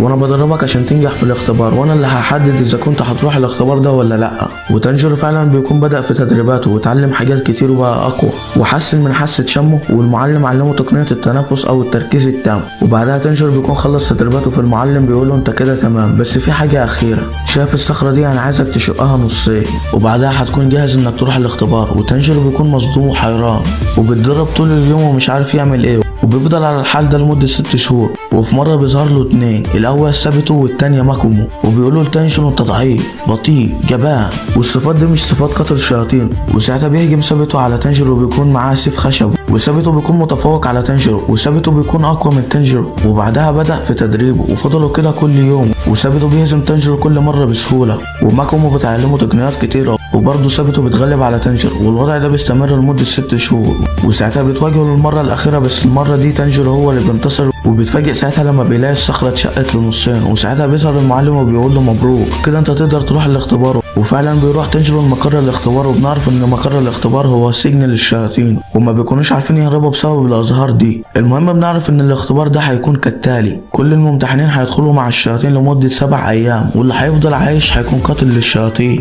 ولما بيبدأ الاختبار وبيدخل تانجيرو بيلاقي 2 من الشياطين، فبيستخدم تنفس الماء وبيخلص عليهم. وساعتها بيشوف واحد بيهرب من شيطان عملاق والشيطان بيكون هياكله، لكن تانجيرو بيتدخل في اخر لحظه وبينقذه. ولما الشيطان بيبص على تانجيرو بيضحك وبيقول لتانجيرو انت من تلاميذ اوروكوداكي صح؟ ده انا هنفخك يلا. وتانجيرو بيكون مصدوم اللي هو انت ازاي عرفت ان انا من تلاميذه؟ وساعتها بنعرف ان اللي حبسه هنا هو اوروكوداكي، والشيطان ده بيكون قتل اكتر من 50 واحد، منهم 13 من تلاميذ اوروكوداكي، واللي بيعرفهم من اقنعتهم. والمفاجاه انه قتل سابتو وماكومو. وتانجيرو بيكون مصدوم ازاي هم كانوا بيدربوني مع انهم مقتولين في الاساس. وساعتها الشيطان بيستفزه وبيقول له انه قتلهم بطريقه بشعه، وسابته كمان مع انه كان قوي، بس لما وصل عند رقبتي سيفه اتكسر وقتلته. فساعتها بيتعصب تانجيرو وبيهجم عليه بضربات قويه وبيوصل عند رقبته، والشيطان بيكون عايز يهجم عليه زي ثابته وسيفه يتكسر وبعدها يقتله، لكن تانجيرو بيصدمه وبيصدمنا وبيخلص عليه، وبعدها تانجيرو بيقضي ال7 ايام في صراع لكنه بينجح في النهايه، وبيتفاجئ ان اللي اجتازوا الاختبار ده هم 4 وهو واحد منهم،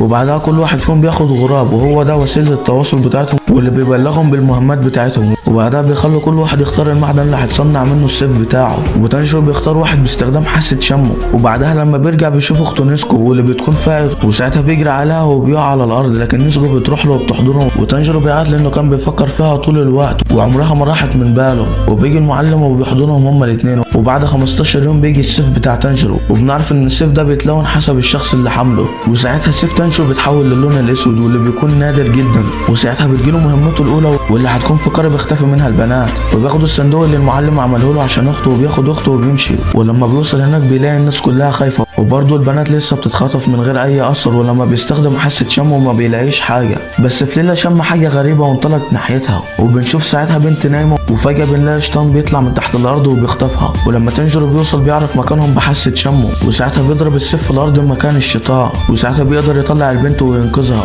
وساعتها بنعرف ان الشيطان ده بيستخدم قدره واسمها فن الدم الشيطاني، وبنعرف ساعتها ان مفيش غير شيطان واحد هو اللي بيقدر يحول البشر لشياطين، وبيكون ده اول شيطان اتوجد على الارض واسمه كيبيتسوجي موزان، وده تقريبا هو اللي قتل عيله تانجيرو وحول اخته لشيطانه، وكمان هو الوحيد اللي يقدر يرجع نيزكو البشريه تاني. نرجع لتانجيرو واللي بيكون بيواجه 3 نسخ من الشيطان، وتانجيرو بيواجه صعوبه في قتال الشيطان عشان الصندوق اللي شايله على ظهره والبنت والواد اللي بيحميهم، وما بيكونش عارف يعمل حاجه للشيطان، لكن نيزكو بتنضم للقتال وبتكون قويه وتانجيرو بيعتمد عليها، وساعتها تانجيرو بينزل تحت الارض للنسختين التانيين وبيستخدم تنفس الماء وبيخلص عليهم، وبنشوف نيزكو وهي بتقاتل اخر نسخه من الشيطان واللي بيقدر يعورها، لكن تانجيرو بيوصل وبيقطع له ايده، وبعدها بيساله وبيقول له انت تعرف موزان، لكن الشيطان بيترعب اول ما بيسمع اسمه ومش بينطق بحرف واحد، وبيجدد دراعه وبيهجم عليه، لكن تانجيرو بيقطع له ايديه وراسه، وبيكون كده خلص اول مهمه ليه، ولما بيكون مروح بيجيله الغراب وبيبلغه بالمهمه الجديده، وبتكون في مدينه كبيره وبيكون في اشاعه عن شيطان متخفي وسط الناس، وتانجيرو بيكون رايح عشان يلاقيه ويخلص عليه، لكنه بيقعد عشان يرتاح شويه، بس ساعتها بيتفاجئ لانه شم ريحه قاتل عيلته، وساعتها بيروح له وبيحط ايده عليه وبيكون لسه هيخلص عليه، لكنه بيلاقي طفله بتقول له يا بابا هو ده الشيطان اللي متخفي بين الناس، هو ده كيبيتسوجي موزان اللي خلى حياه تانجيرو عباره عن جحيم، وبنتفاجئ انه حول الراجل ده لشيطان عن طريق جرحه، والراجل ده عض مراته بعد ما تحول لشيطان، لكن تانجيرو بيمسكه وبيوقعه على الارض، فبيستغل موزان الوضع ده وبيهرب من المكان، وتانجيرو بيكون في قمه الغضب لانه عايز يمسك موزان لكنه مش هيقدر عشان الشيطان اللي هو ماسكه، وساعتها الشرطه بتيجي وبتحاول تبعد تانجيرو عن الشيطان، وفي الوقت ده بنلاقي ظهور وهميه ظهرت وبتبعد تانجيرو عن الشرطه،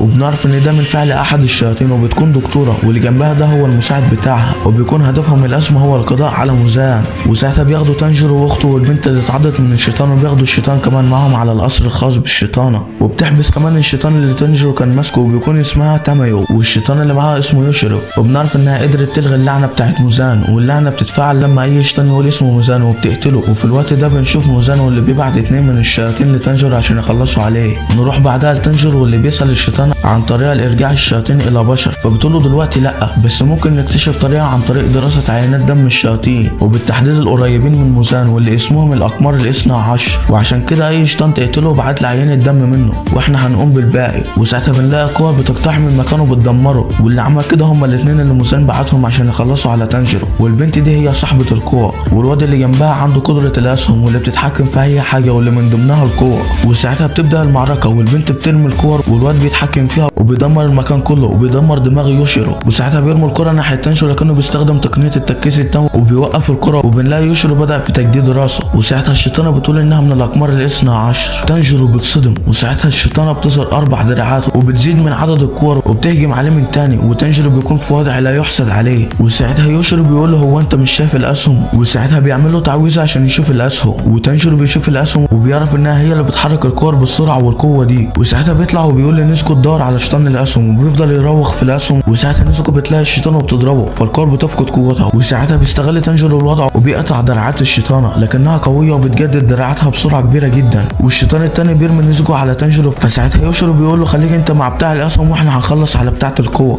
وساعتها تانجيرو بيهجم عليه لكنه بيتحكم في اي حاجه الاسهم بتيجي عليها حتى البشر، وتانجيرو بيكون متبهدل على الاخر، ولكنه بتجيله فكره وهي انه يتفادى الاسهم عن طريق التركيز التام وبيعمل كده وبينجح، وساعتها بنشوف نيزكو واللي معاه وبيحاولوا يهجموا على الشيطان، لكن الشيطانه بتطير رجل نيزكو نيزوكو وبتضربها وبتطيرها بعيد، وساعتها تاميو بتديها علاج خاص بالشياطين عشان تجدد نفسها. وتانجيرو في الوقت ده كان لسه بيواجه الشيطان، والشيطان بيلف سهم على ايد تانجيرو عشان يكسرها له، لكن تانجيرو بيعمل حركه في منتهى الذكاء، بيلف نفسه في اتجاه السهم وبيتحرر منه، والشيطان ساعتها بيتعصب وبيشن هجوم قوي على تانجيرو، لكنه بيقدر يتفادى الهجوم وبيستخدم تنفس الماء وبيخلص على الشيطان. ولكن الشيطان بيفعل هجومه الاخير قبل ما يموت وبيطلع فيه كل طاقته، وتانجيرو بيتبهدل من الهجوم وما بيكونش قادر يعمل حاجه، وبيفضل على كده لحد ما الشيطان بيتبخر، وساعتها تانجيرو بيقع على الارض وما بيكونش قادر يتحرك، ولكنه بيكون قلقان على نيزوكو وبيزحف على الارض عشان يروح لها. وساعتها نيزوكو بتكون جددت نفسها وقوتها زادت بشكل كبير جدا بفضل الدواء، وبقت قادره تنفس الشيطان، وهما الاثنين قوتهم في مستوى تاني. وساعتها تاميو بتستخدم فن الدم الشيطاني بتاعها وبتعمل تعويذه واللي بتخلي الشياطين ما يكذبوش، وبتسالها عن موزانو، والشيطان وقعت بلسانها وقالت اسمه موزانو، وساعتها بتتفعل لعنه موزانو وبتخلص عليها. وفي الوقت ده تانجيرو كان وصل وشاف اللعنه وهي بتتفعل، وساعتها بيعرف ان موزانو هو الشيطان الحقيقي. وساعتها تاميو بتاخد عينه من دمهم وبتعرف انهم مش من الاقمار الاثنى عشر، وانهم شياطين عاديين، لان الاقمار الاثنى عشر بيكون محفور ارقامهم على عينيهم، ودول عينهم عاديه جدا. وبعدها تانجيرو بيودع تاميو ويوشيرو،